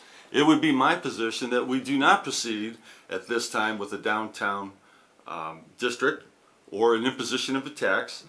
But the caveat is that we have that I would direct staff with a motion when it's appropriate to proceed with putting a referendum question to the people of Geneva on the November ballot, not the March muni elections, but if they can get it on the November ballot, to seek approval from our citizens for a 1% citywide sales increase tax. I think that it's clear that we can use those funds up until 2020 for a myriad of things. If after 2020, if it changes and we can only use it for infrastructure, so what? Then we'd use it for infrastructure and use it in the industrial park and attract, you know, build our tax base. So, you know, before we get off into this healthy discussion that kind of went on for a little bit that felt much more like an indictment of perhaps a member or two of this council, I think those are the bigger pictures. I think that's the direction. I was hoping that the council that we would have healthy discussions about the entire picture, both the revenue and the funding side, as well as reasonable discussions on the expenditure side. And that was my hope for tonight. The night's still young, so. Well, you got 9 minutes unless you're going to extend the time. So That's up to the council. Alderman Bruno, then Malaja, then Cummings. Thank you, Mr. Mayor. Well, this is fun. To this anonymous letter here, to those that think this is might be one-off, this perfectly aligns with some of the private conversations I've had with city staff. You know, I think at heart, we're all wanting the same thing. One thing that strikes me is, you know, we have to make those decisions. It's fair enough to say we need to make those decisions, and that decision might be for the long-term benefit, keeping that work environment healthy for our employees. You know, it's one or the other. We could pull back on benefits, and there's nothing saying that we're not. It's not like we're not going to be analyzing health insurance options. We've got a number here in the budget. We could still do better, or potentially could do better. Depends on our consultant. options for 4 months. So I think, you know, I think we're all trying to achieve the same thing, and I think I give more weight to some things than the others, and that's that work environment. I think that long term pays for itself. To that consolidation meeting that was referenced to, I was in attendance at that consolidation workshop, and it was to get an assessment to understand whether it could work for Geneva. That wasn't an indication that that was our goal, is to pursue consolidation. It was to get a better understanding of consolidation. I didn't come away convinced that Geneva had opportunities for that type of consolidation.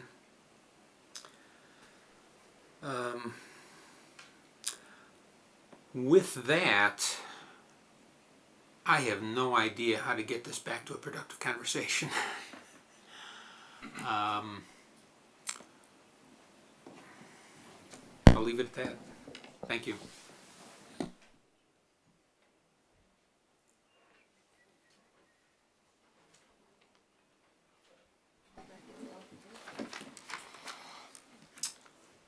Alderman Belanger, then Alderman Cummings, excuse me. So, my attempt to establish a foundation didn't work so well. It's frustrating to me. It's frustrating to me that all of us self-acknowledged, really intelligent people sometimes devolve pretty quickly. You heard comments that indicted some members of the council. I heard comments that indicted some members of the staff and the mayor. I think we're slinging veiled comments left and right, and we don't need to do that. What we need to do is we need to tackle some topics that are big. Alderman Simonian referred to, we're not getting in the weeds talking about, do I need a UV light?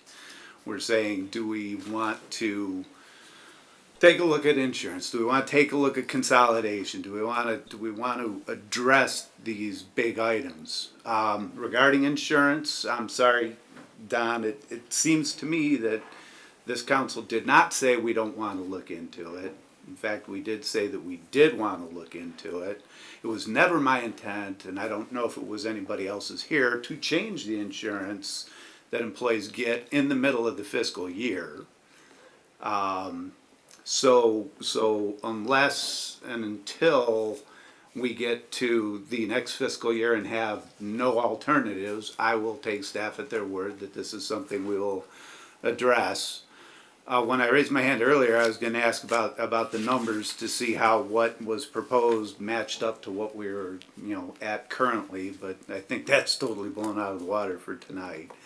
What I would like to hang my hat on is this. There are these big items, and until we address them and until we get closure, this kind of tension is going to just continue, and we will not function as a team. You hit on Wednesday meetings. This was, to my mind, something I would seize on immediately and say, yeah, we got to do this. Trying to have these conversations in the context of a regular Monday meeting is difficult. The business as usual that this body faces is a lot, is a great deal. Cleaned up my language.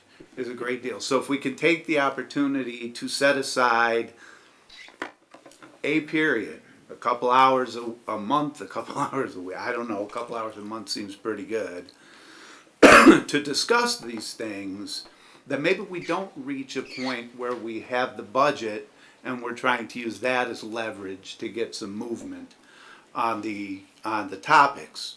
So Mike's comment about how do we get back on track, if I'm not exactly sure anymore either. I did have one other comment about the reserves. What bothers me is the idea that if the city council chooses to drop below the 90 days, that's okay, but we don't have to then tell anybody how to make it up in a year or 6 months, or that we even expect it to be made up in a year. The way I look at that is we collectively made a decision to draw it down. We are at 84 days, which is far better than it's been before.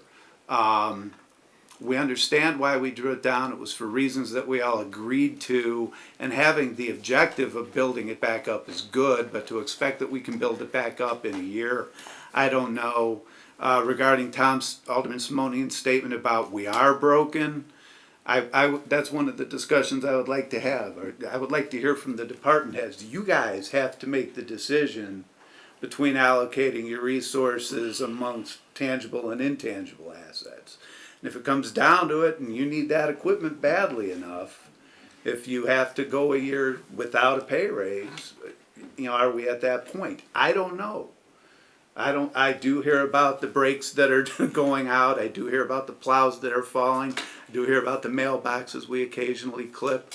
But I don't know if we're at a crisis point or not when we have to start looking at salaries and things. So that would be a topic for one of these discussions that we're looking at. So now I got myself into the same position Alderman Bruno was. I don't know where to go from here on this particular budget issue. But what I want to suggest strongly is that we take the bull of major issues by the horns and address them and set aside time specifically outside of BAU discussions to go after them. Does this council wish to continue discussions past the 10 o'clock bewitching hour? If so, Cummings has the floor, then Radecki again. Anybody, do we want to take a vote on that, or? Keep going. Keep going? We have a closed session too. Yeah, we do have a closed session as well. Oh, good. I was hoping. Alderman Cummings? I don't even, I don't know where to begin. Mayor, I have to say, you almost convinced me. You almost convinced me that it's not worth looking at the budget in your argument that you made. But I'm not convinced. It's not worth looking at the budget? You almost convinced me, and maybe everyone else here, that this is not an exercise we want to do. That it is, perhaps we are currying political favor. Perhaps it is unrealistic, and I heard this from Alderman Maladra. It is unrealistic to change midstream, not looking to change health insurance midstream. Well, actually, I brought this up last May. It went nowhere. And it's too close to when we're signing the contract. Here we are out 6 months before that, and we're midstream. We're either midstream or we're about to sign the contract. So don't touch that lightning rod issue of healthcare insurance. You threw numbers out. You said, the police overtime, for example, is 5.7%. It's not 10. Okay, you know what? That's only $205,000. You said 160 grand is such a small percentage. That's $365,000 that we just waved off through the cracks. I don't know how many other little things like that there are out there. 150 grand here, 200 grand here, 300 grand. We're hearing from Chief Mexon that we need new cars. We hear from Chief Olson we need a new truck. The equipment's breaking down. The plows are falling apart. We have to look at this stuff. We have to look at it. I'm not currying political favor. I wish I could use the language that I'd like to. I don't care. I am so far away from currying political favor. I can't even tell you. But this stuff has to be looked at. Somebody just said we are in a crisis situation, or are we in a crisis situation with some of the equipment? I think we are. We've weakened our negotiating position. Another reason not to talk about this stuff? I can't accept that. Not when I hear equipment's falling apart and healthcare insurance is going up 10% or 8% or 5.6%. Do you know what CPI was in 2015? It was 0.7%. If a person had a budget in their household and everything seemed to be going up 0.5 to 1%, and suddenly something went up 6% or 5%, that is a lightning. You have to take a look at that. You have to examine it. CPI for 2014, 0.8. CPI for 2000, this is right off usinflationcalculator.com, inflation, consumer price index, and annual percentage change. 2014 it was 0.8, 2013 1.5, 2012 1.7. If we have something that's triple CPI, we have to look at it. We have to look at it. I can't not look at it because it's because of political favor or whatever reasons you brought. It's only $200,000. I can't accept that. I cannot accept it. It's almost offensive. I can't sweep those kinds of numbers under the rug. I think we have to look at this. Thank you. Thank you. Alderman Radecki?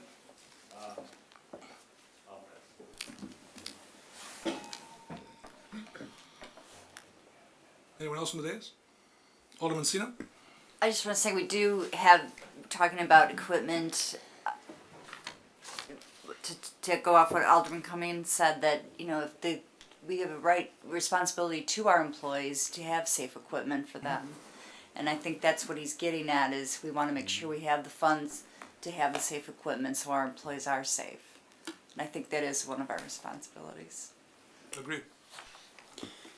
Just for the record, in this year, in the proposed fiscal 2016-2017 budget, we have $302,000 allotted from the capital equipment fund, allotted for a PD sedan, 2 PD sedans, a PD utility truck, a fire administration vehicle, retrofit of G44 for sail box, and snowplow. So we've accounted for all that based on the recommendation from the professional staff as to what's absolutely necessary. You know, the most dangerous vehicle in the city of Geneva for about 5 years, and I think we have, no we don't have, our staff member always lost his life driving it, was the vehicle we had for the administration. It was like, ugh. Yeah. Good point. I agree with it completely. I don't want to put anybody on anything unsafe. Alderman Simone. Thank you, Mayor. I would like. Sorry, you're right. Alderman Burkhart was first. Sorry. Forgive me, my fault. No problem. Sorry, and I emailed myself notes earlier, and I put notes, so I'm going to be going back and forth here. But Project of the Year Award from the American Public Works Association Chicago Metro Chapter. Number 2 on the safest cities in Illinois. Number 1 on West Suburban Living's town you'd want to live in other than your own. Number 1 on the 2013 list of best places to raise kids in Illinois from Bloomberg and Business Week. On the top 10 list from Thrillist of best vacation spots within driving distance of Chicago. Number 6 on NerdWallet's 2013 list of best cities in Illinois for young families. So how do we get on these lists? How do we get these awards? Is it just because we have a bunch of neat preserved 150-year-old buildings in downtown? I don't think so. I do think a big part of what makes Geneva great is its employees. It's the police sergeant who helps out a mom on election day by giving her 2 kids patches and talking to them about the police department. It's the department heads who are here on a Monday night for 13-hour days. It's the snowplow driver who gets called out to work at 3 a.m. to plow the streets so residents can get to work. It's the code enforcement officer, of which we have 1, who acts as a social worker and code cop and counselor and judge and volunteer coordinator. It's the cops and firefighters who are keeping us safe every day, 2 of which police officers we swore in tonight. I want to look for efficiencies. I want to look for new ideas to do things better. I think we need to be careful to make sure we're treating our Geneva employees with respect and honoring their commitment, their work ethic. I think we need to be careful of the message we're sending. I think there's strength in continuity and experience. And I think we're at risk of losing that if the tone up here takes the wrong tone. You know, if shareholders, if our shareholders are the taxpayers, those taxpayers aren't going to be very happy when suddenly Geneva isn't such a desirable place to live or vacation or shop. And that could happen if we have an exodus of our smart, talented employees who love working here, but if suddenly they feel not so valued, they're going to look elsewhere. I think we have to make sure we're not treating our employees like they're somehow replaceable cogs on an assembly line. I think they're a big part of what makes Geneva great, and I hope they hear that message. I hope the man who wrote this anonymous letter hears that message. Again, I am open to discussion. I know we can't bury our heads in the sand. I love the idea of Wednesday night meetings so we can get involved in this earlier. I just want to make sure that our employees know that how much, at least I appreciate them, and how much a lot of Geneva residents do. So, thank you, Mayor. Thank you. We still have a motion on the floor. Alderman Simone? I'd like to amend the motion. Instead of the hiring freeze, replace that with not replacing the assistant city administrator, or not putting that into the budget for 2016-17. Everything else remains the same? Yep. Clarifying, of course, that I know you referenced the health insurance issue, that it would change that now for 2016, May 1? Yeah, I understand we're not on the same fiscal with the policy and everything else. And that's been done, or being done, excuse me? But I just want to clarify the motion so that everyone knows. As I understand the motion to be, it's revise the health insurance plan so that it is a, the funding for the plan. Why don't you have the clerk read? Okay. Yeah, if you can.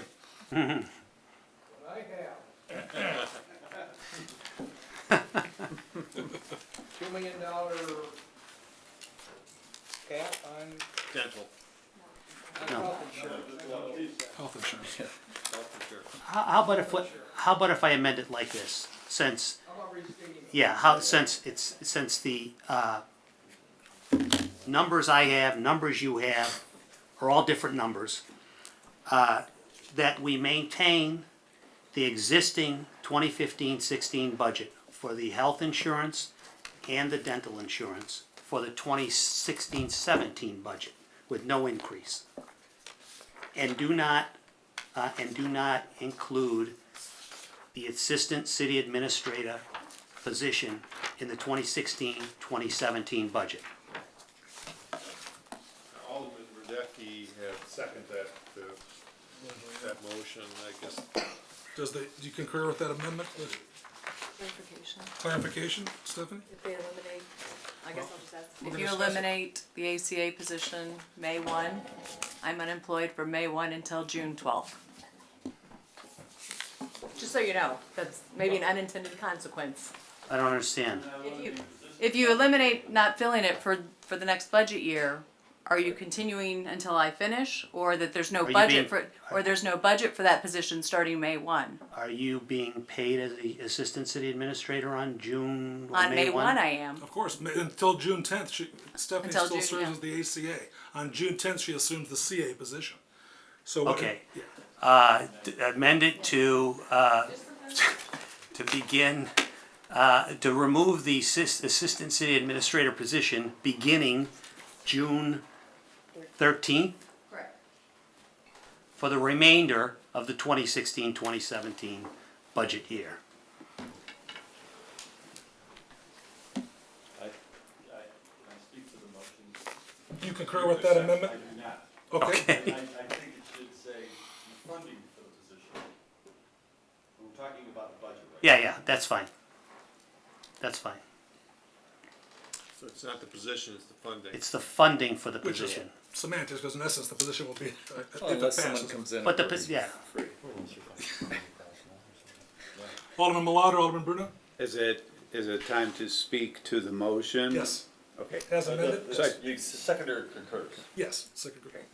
So I just want to be clear about something. We're making a recommendation to eliminate funding for a position, and we have yet to discuss the purpose of that position, the history of that position, and why some people may indeed feel that that position is important, correct?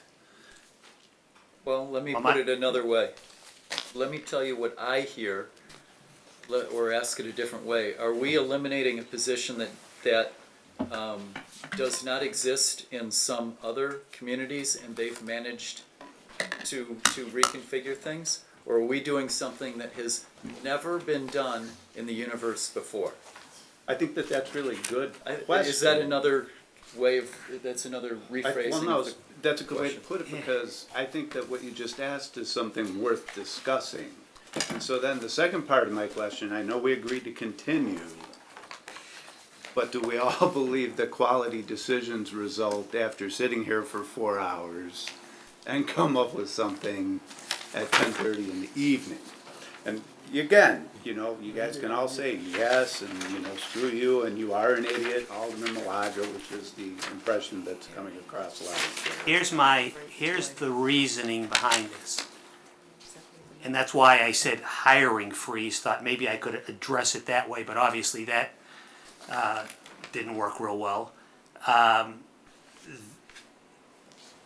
am concerned that if it's put in the budget, I'm gonna hear over the next year, well, you budgeted for it, we can spend it. It's been allocated, we're hiring. I would rather sit back 3 or 4 months from now and say, after some conversation on those Wednesday nights that say, here's the position, here's the roles of the positions, the duties.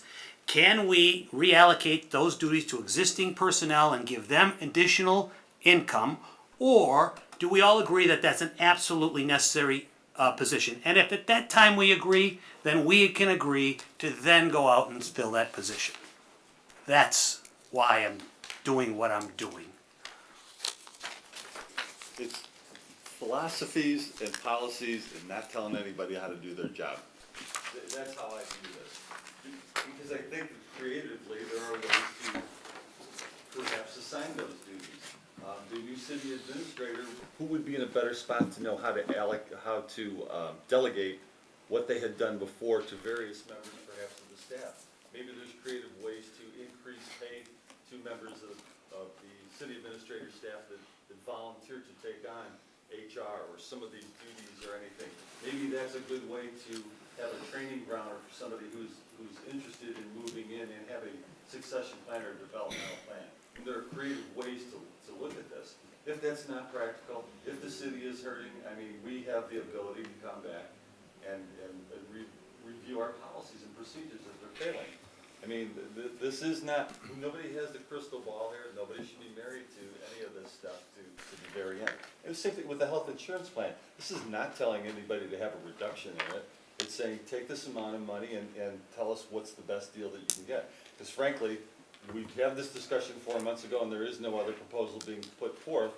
This is, in my opinion, the best way to do it, is to have the philosophy about the funding, see what comes back. It's a financial forecast plan. Thank you. Alderman Bruno? Thank you, Mr. Mayor. So we haven't discussed the future structure, if there is a change in that structure, but we're making a motion to take the money out for the position that would support the city administrator. First of all, these decisions at the dais like this, I think this is the wrong place to do it. And if we're looking for a way to guarantee failure of our new city administrator, it is by not filling the position behind her. Long term, we may restructure. We can do that any time during the year. We can. I've heard that I've heard that on things for 6 years. We can do that tomorrow. We can do this. We put it off. Mike, when would we do this? Will we Microphone, ever Jim. get? Oh, I'm sorry. The microphone. I'm sorry, Mike, but when these decisions have to be made at the dais. I don't work for the city. I'm not an employee. I have no other means to do that. And if I wait until I'm absolutely sure that I've uncovered every rockin' thing that Stephanie does, I'll have analysis paralysis and nothing will ever get done. Is there risk in making a decision like this? Absolutely. Is there a risk with not making a decision? Absolutely. I'm asking for the policy and a direction to take the risk to move forward in a direction that's been discussed this evening. But we have heard it presented. We've had it presented that we spend less in administrative costs than comparable communities already. We're making the assumption that we're making the assumption that we're going to come up with something. My argument there is here we go. Let's do what we've been doing for 40 years and expect a different result. Mayor, that's a separate language. Let's talk about the history of this position. Craig, do you want to talk about that? Jim, I believe you may have been on the council at the time. We implored our erstwhile city administrator to hire an assistant city administrator because the functions of the job was just too much. We brought on Mrs. McKittrick as the assistant. Mrs. McKittrick then was groomed and accepted the role. And then Stephanie was brought on 8 years ago. So yeah, that's the reality of the situation. But I know. I got something to bring up. I bet you are. Gonna get the personalities. I'm gonna Personalities. No, not you, not you. I'm gonna filibuster you. No, not you. All of you, I just handed out the job description for the ACA position. No disrespect, Alderman Cummings, but none of us are qualified to say who amongst the staff can assume the responsibilities of union negotiating. Outside resource Okay? that I've been arguing since day one, since I've been here, I that it's know a you- conflict of interest to have a It is city. not a conflict of interest. It is in my opinion. But your opinion is factually wrong. Why is it factually wrong when I'm Cite the conflict of interest clause when in the state I'm of Illinois? when I'm negotiating benefits that I have? How is that not a conflict of interest?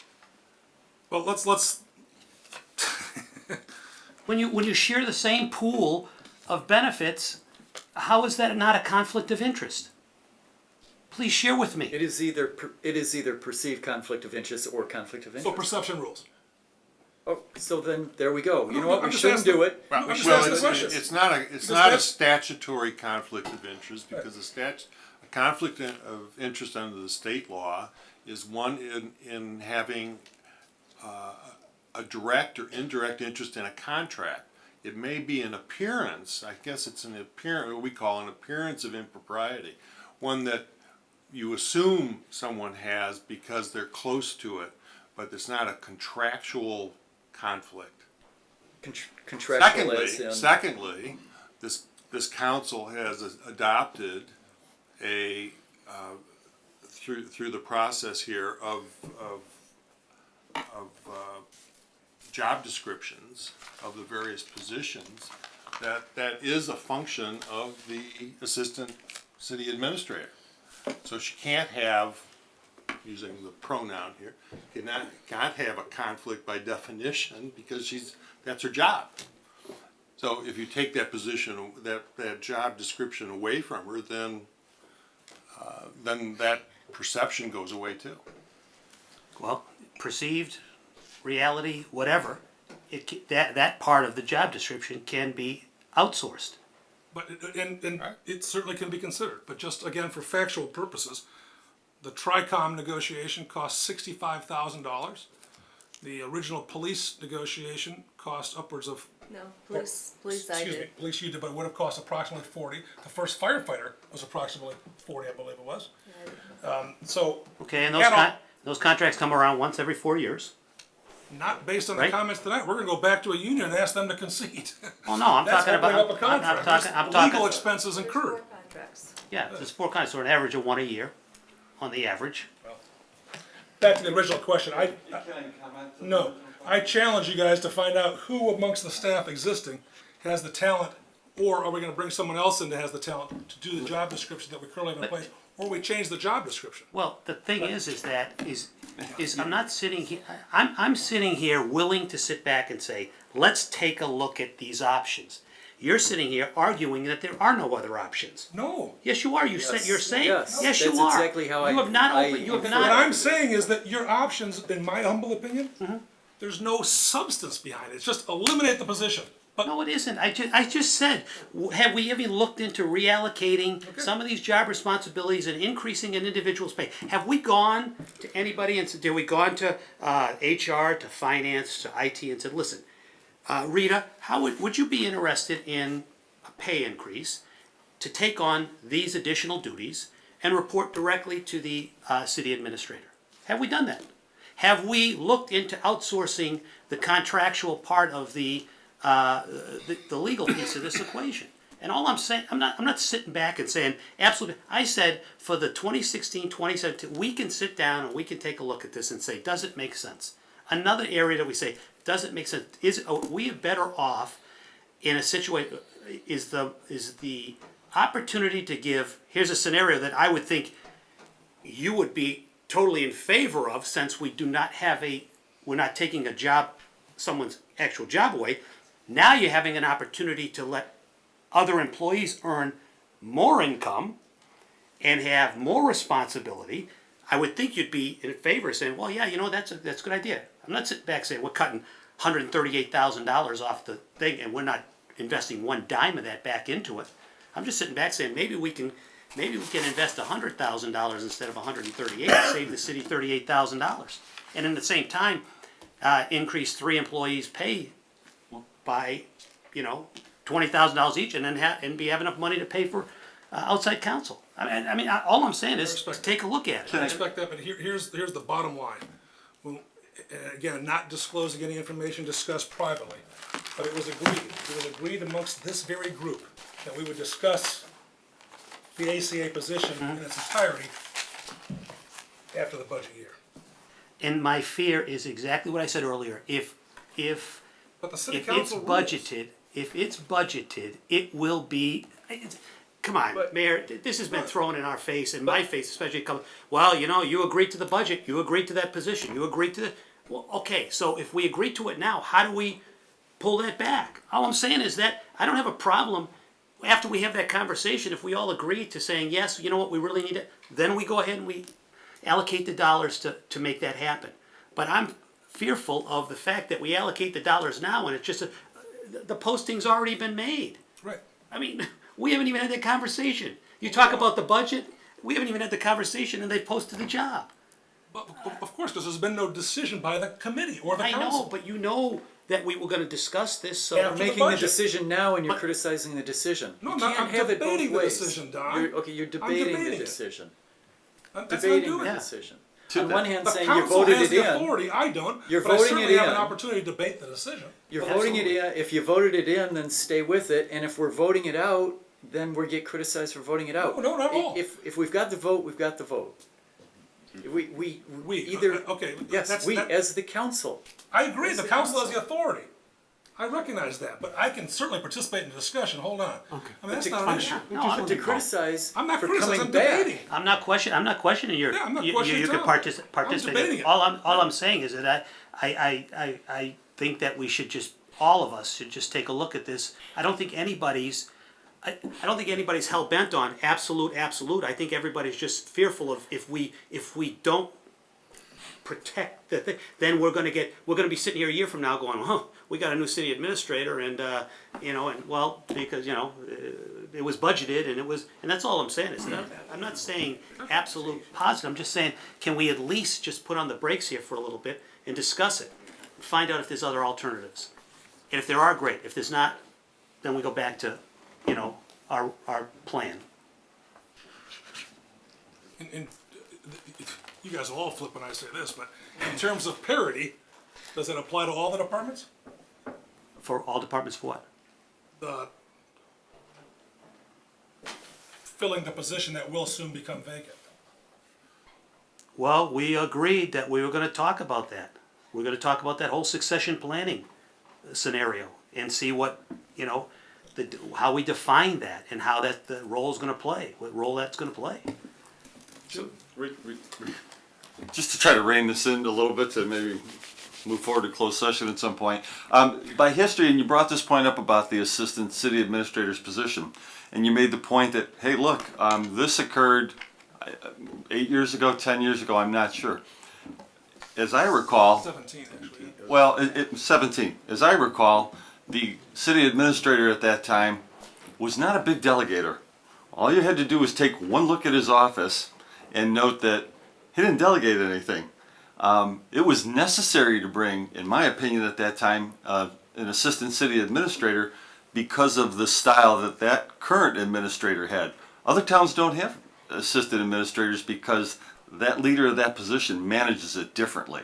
I think that we brought the position on more as an accommodation to the individual and their style of management as opposed to perhaps the necessity within an organization. So I guess what I'm looking at is we need to think about redesigning an organization that maybe responds a little bit better and has flexibility to do these things. I think maybe we gave that position in an attempt to help somebody that did not delegate anything. So I think that's a fair point to make in this whole discussion, really. If we are going to reference the history behind it, I think that's a valid point in it. So thank you. Craig?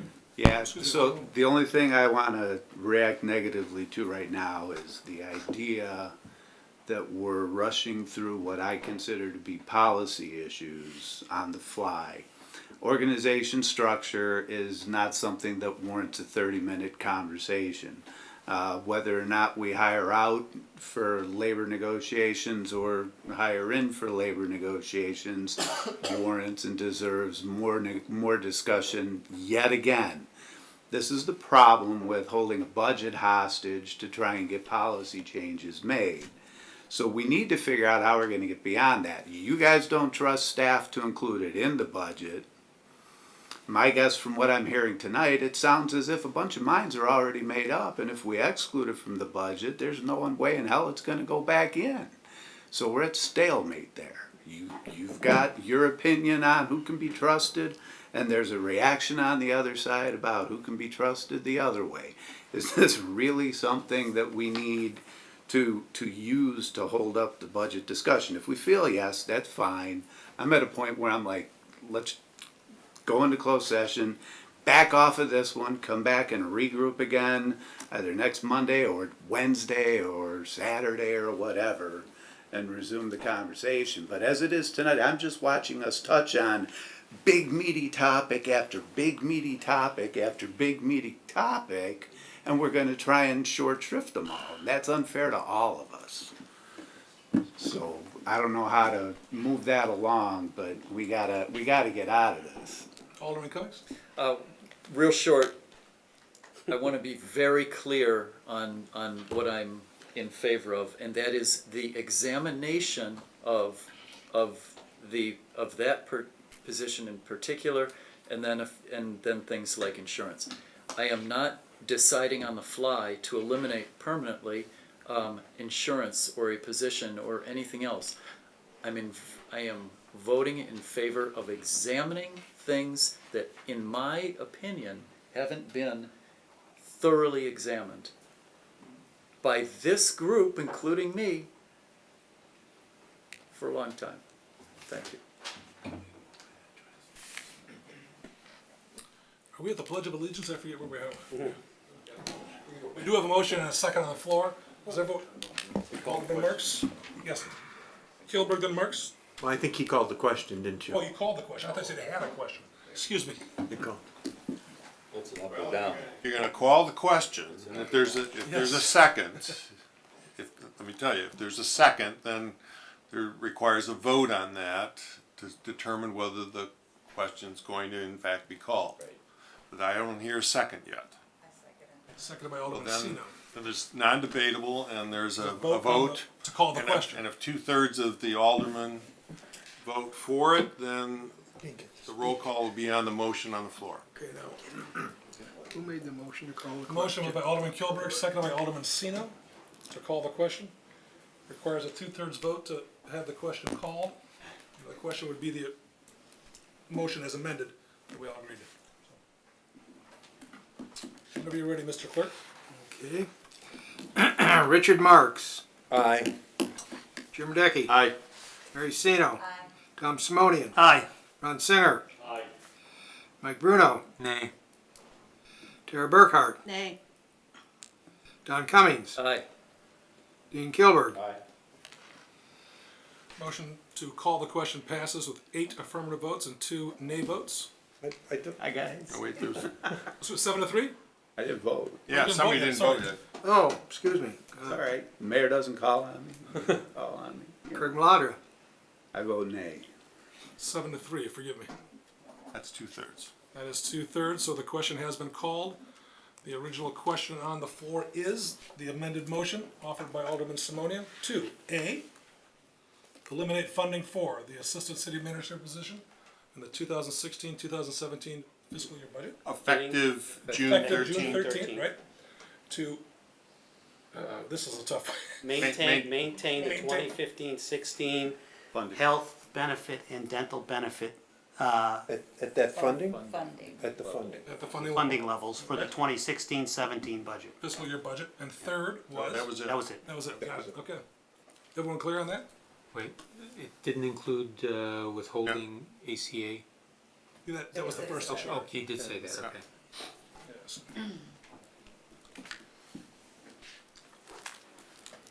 Mr. Clerk?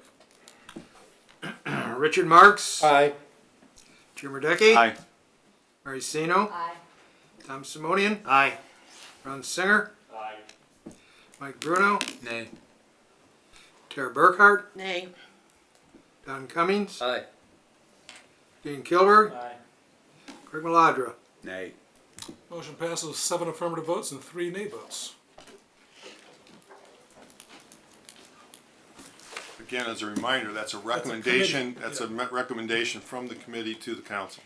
However, that will be reflected in the budget that gets put on display, that we have to put on display Wednesday at the library and at City Hall. Do we have to have that open that public hearing on the 7th? It sounds like we still got things to go through. What's right now scheduled for April 4th, and that's the date that's We have published. to, but we, can we? But it's just the public hearing. can You be- don't have to approve the budget that Okay. night. You just have to have the public hearing. And that is the date that it has to be, it can't be moved off? Correct. Okay, But you can. we can still. The amend vote it. doesn't have to take place that night. Okay, so we can still You go have. back and look at it? You have till April 30th. Okay. Technically. Do I dare offer a motion, and I'll leave this at the discretion of the chair, regarding the 1% citywide sales tax referendum to go forward in November in lieu of, not in lieu of, just to instruct the staff to begin to pursue placing on the ballot a 1% citywide sales tax referendum, with the caveat that we know, as a group, that we agree that if it either cannot be placed on the November ballot or that it fails, that then we will revisit the downtown sales tax district and associated tax with that district. I'm sorry, is this a recommendation from the committee, still in the committee of the whole? Committee of the whole. We're still in the committee of the whole. Yeah, this is, not to include the places for eating, just the downtown business district? At this point, just that. And my caveat again would be that if this fails in November, that we revisit the places for eating tax. If this fails, we review, as we should as policymakers anyway, to review other alternate streams of income. I second it. Seconded by Simonian. But, I mean, the direction is professional staff to review the efficacy of whether we actually get it on the ballot, let alone. And we can have that information back in, what do you think? We're wrong, but. Correct. Pursue that with vigor to let us know There's if some it's question in my mind whether it's eligible Can be. for even being on a November ballot versus the municipal ballot that would be the next spring. Which is why I wanted to advance it right away so we get the answer to the Yeah, because question. last week Mary said it's about 6 month process and you could be on either or. Regardless, are we taking? So That's my question. that's why I think Jim wants But to. again, I move think it's a forward. policy I statement for can't this make group. that, I'm not gonna make that statement. Yeah, well, I'm just telling you, that's why I think Jim is trying to expedite it Yeah. because time is of the Well, essence. work will begin, I don't think we need, I mean, it's a direction. I don't of know the if we council. need an emotion, can we direct Because staff it's a just budget to look issue. at- Because what, We just in need to effect, know about Jim the is places saying, for I believe, is Yeah. remove the places for eating tax out of the proposed budget, correct? Yeah. Okay, so that Okay. falls in line there. And then, to have a balanced budget, are we using, what are we, Well, let's consider this first, okay. this motion, but Because seconded by that will make the Simonian. budget unbalanced for me to, Understood? Yeah. Any discussion on the motion? Alderman Very, Bruno? very briefly, I'm going to vote affirmatively for that. I think we really need more of a discussion, but if this is the way if this is what we have to do to vet the question as its reasonableness, I'll vote affirmatively for it. Mr. Clerk? I'm sorry, can I get clarity on what we're voting on there? It's a recommendation Okay.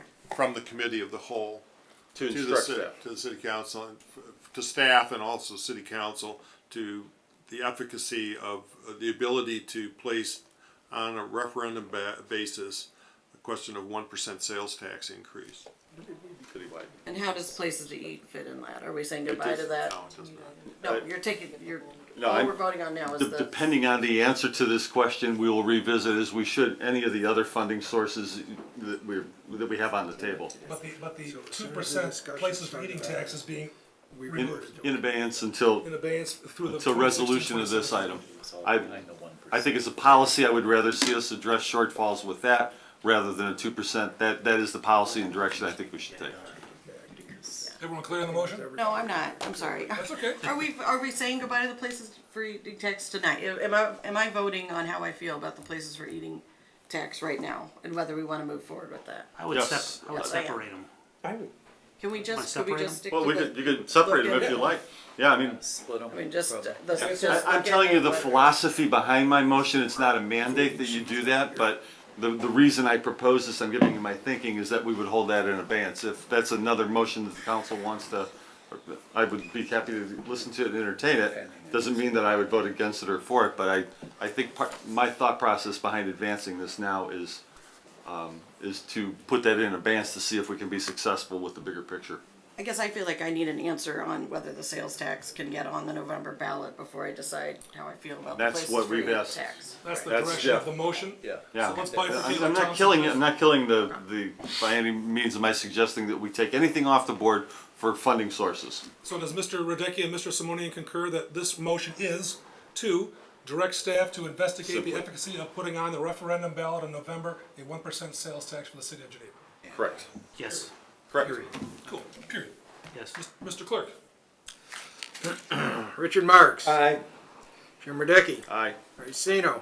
Tom Simonian. Aye. Don Singer. Aye. Mike Bruno. Aye. Tara Burkhardt. Aye. Don Cummings. Aye. Dean Kilburg. Aye. Craig Maladra. Aye. Motion passes unanimously. Is there a motion with respect to the hotel motel tax issue? I'm just kind of going through all the issues that are brought up. It's my recommendation, for what it's I worth, move that we go anyone to can closed entertain into session. a motion that we fund the chamber at the full amount as we always have, not to reduce it to 100,000. That'd be approximately 138, if you will, whatever that number is based on the formula. But that's my recommendation, but we can have open discussion regarding so. Tom? First of all, I think that grant process for the chamber, I agree with Alderman Radecki, is I don't think they have to go through that grant process.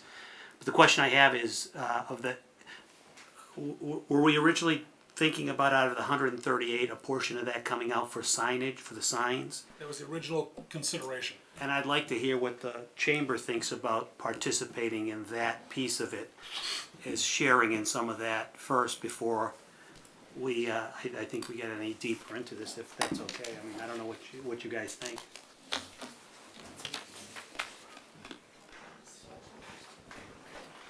Why not? It's not going to do anything. Here's your hat.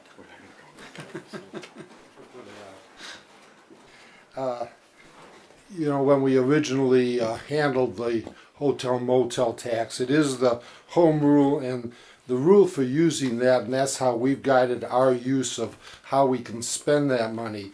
According to statute, it says that in a non-home rule, the hotel motel tax can only be used to promote overnight tourism and is limited to a 5% cap.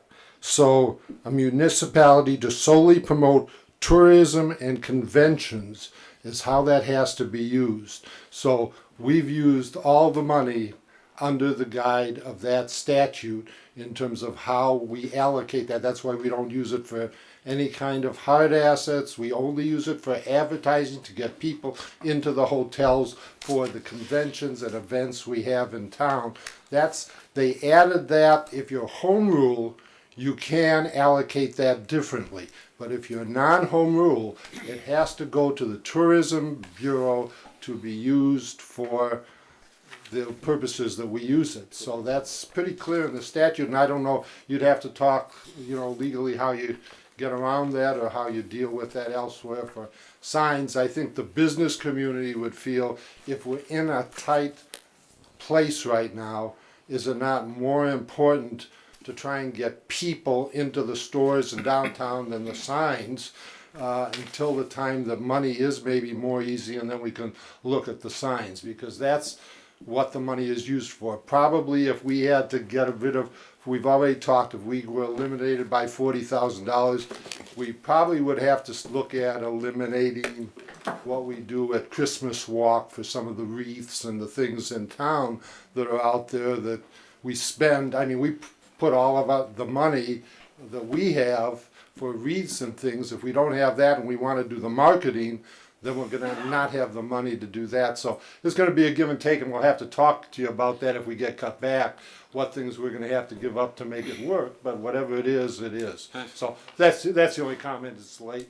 Can I have one question? Sure. Do you have any fund balance left over from last year or years prior from the allocation that you received? We present, Gene presents to you every year exactly how we've spent that. And for marketing, the amount of money we spend, we could spend 3-4 times that to truly, I mean, we're very targeted in where that money goes to the places where we think it's most usefully spent, but it's not a lot of money to promote 4 big events and the other things that go on in town during the year. And it has to be outside a certain 45-mile-an-hour range Thank to you. get hotel. Its purpose is for the hotel, it's attached to hotels and motels, and it's money that we can use to try and get heads and beds, and that's why the Harrington and the hotels up there get the advantage of it too, in addition to the stores in town, because people are staying overnight to come to our stores. Tom, then Mike? I thought I understood it to be that the grant part of that equation is the tourism part, the grant part, and that's gotta be used in excess of, that the grant portion that the chamber receives, that 106,000, whatever it was over the last so many years, that portion has to be allocated to in excess of 45 miles, but the hotel tax piece can be actually used for advertising, marketing. Just to clarify, and good, that's I can clarify that. You can share Tom's chair, just speak The $106,000 was because we had that money. Right. If you have an amount of money that you are using, you can apply for grants that will match what you're using. Right. So what we did is we went out and got money when there were grants and actually added another $106,000 to $138,000. So we had a larger pool to market. We're probably not going to get grants from the state, so that money probably isn't going to be there this year. I mean, with the same issue. Yeah, I thought I read in the statute or in our ordinance where that grant portion of the 106,000 was considered tourism grant money and had to be spent in excess of 45 miles. But the hotel motel tax piece of it fell under marketing, advertising. No, we don't get the grant money from the city. We right, go right. out. I know, but that's got its own rule. I thought it has its own rules. I read these things late, so I don't know. Okay. The hotel motel tax we get from you. Right. To really, all we're doing is overseeing it for you. Has to go outside the 45-mile-an-hour for marketing. So it's going to ads, radio ads, some on the internet ads and so forth, magazine ads. That's what we're using it for. I didn't. Okay. I'm messed up. Okay. There's a few things that regulate the expenditure of the hotel motel tax. So I think that we're mixing them up a little bit. So the state statute is a broader mandate, and it does talk about having to spend the money to promote tourism, conventions, and overnight stays. The city ordinance, in agreement with the Chamber of Commerce, has narrowed that a bit by including the promotion of tourism, conventions, special events, and we have shared the money with the Chamber. The Chamber of Commerce does use the money for advertising, and they couple the city hotel motel tax funds with some grants that they've gotten in the past from the Illinois Bureau of Tourism, and those funds have the locational restriction on advertising. So it's definitely a funnel effect where the statute is more broad. The city has chosen to define that a little bit more clearly, and then because the grant is received, there's more parameters to put on there. So that's how the funnel effect works. With respect to other ways to promote tourism to be in compliance with the statute, it is more broad-based, and it is something that the council could review. There are other cities who have expenditures that are not closely tied to advertising, but other ways that you could promote tourism. Some cities do do beautification efforts. Some cities do more festivals that the cities hold themselves, and they directly use hotel motel tax. So it is an interpretation of the statute, and we'd want to confer with city council, city attorney prior to changing a lot of those policies. But there's a more broad interpretation that's available. Can I add one more thing? Remember, the tax is 5%. We only administer 3%. So your 2% that the city chooses to use already is more broad than what we follow. That's a good point.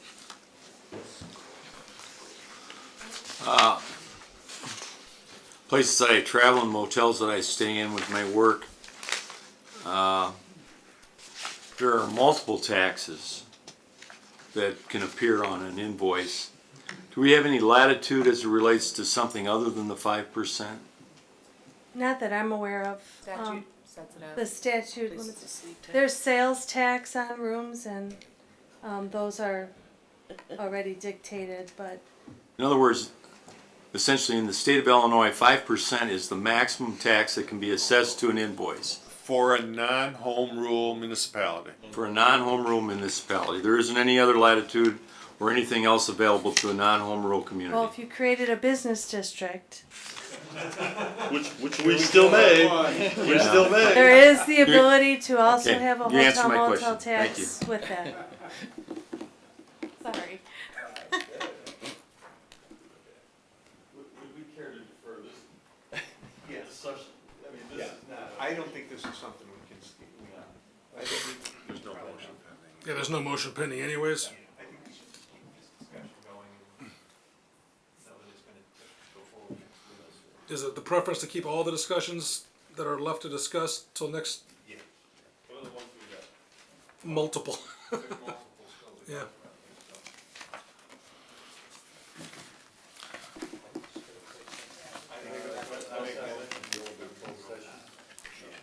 No objection. I'll make the motion to go and close that. We need specificity on that motion. Yeah. Oh, all yours. I got cut off when you called the question. Turn the mic on. For the use, is anybody listening? Yes. For the use of the public body, the appointment, employment, and compensation, discipline, performance, or dismissal of an employee of the public body, and semi-annual review of closed session minutes. Motion offered by Alderman Kilburg. Is there a second? Seconded by Alderman Marks. Roll call vote would be in order. Mr. Clerk. Richard Marks. Aye. Jim Radecki. Aye. Sino. Tom Simonian. Aye. Ron Singer. Aye. Mike Bruno. Aye. Sarah Burkhart. Aye. Don Cummings. Aye. Dean Kilburg. Aye. Craig Maladra. Aye. When we come back, There is action being taken this I evening would like us to say. these with are respect the to four We're gonna discuss next time. closed session, so we'll be back momentarily. Items we're gonna vote on next. Entertain a motion to return to open session. So moved. Motion by Marks, seconded by, was that Simonian? Singer, excuse me. We'll roll call vote to return to open session is in order.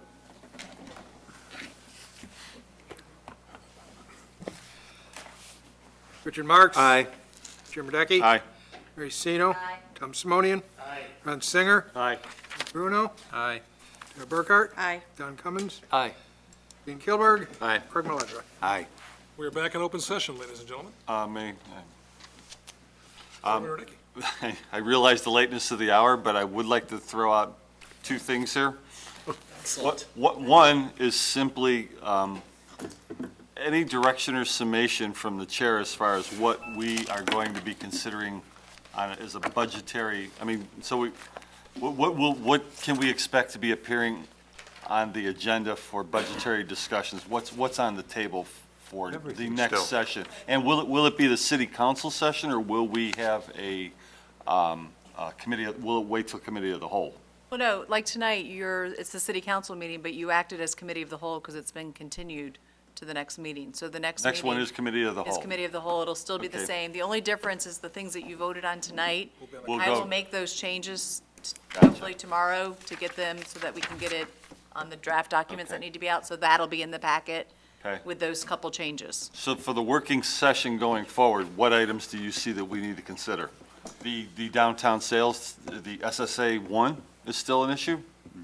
Discuss? I can send out an email tonight, just summarizing what I think is still the issue, but certainly SSA 1. Hotel motel. Hotel, motel, we have to clarify that. Right. We have to clarify some other stuff Well, the places for eating, the revenue is still in there. here. Right, the revenue, so, Projected at 300,000, Yeah, that was looking late in the year starting it. which is why the referendum, if we get the answer to that, then that question comes back up on the table. Estimated starting in September. correct. Okay. Yeah, I'll have to get the whole thing there. Okay. Just if we all agree, then great. If not, we can parse it out. That'd be great. One other thing I have to bring up is to wish Alderman Singer a happy birthday. Of course, he's turned another year during this meeting. It'll be easier for me to shoot my age. You've already done that. Yeah, again. I have. I gave all of you a birthday cookie. Yes, thank you. It was a very good cookie. I'd like to sing. Happy birthday to you. Happy birthday to you. Happy birthday, dear Ron. Happy birthday to you. TV is still on. Speech. And That's Yeah, I still know, on that's TV. just gone. It's gonna go viral. the only reason I recommended singing is because you brought a cookie. Happy Now, we birthday, do have Ron. some additional business to take care of tonight. I believe Alderman I will. Marks is prepared to make a, I have a motion to approve for release the following minutes from our closed session. Partial minutes from the December 3rd, 2012. Partial minutes of the April 13th, 2015 closed session meeting. And the full minutes for the October 5th, 2015 meeting.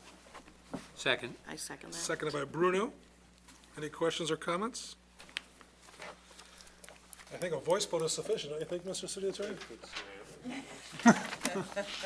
All in favor of releasing said minutes, please indicate by saying aye. Aye. Anyone opposed? Is there a motion move to adjourn. By Solomonian, seconded by Singer, birthday boy. All in favor, say aye. Aye. Good night.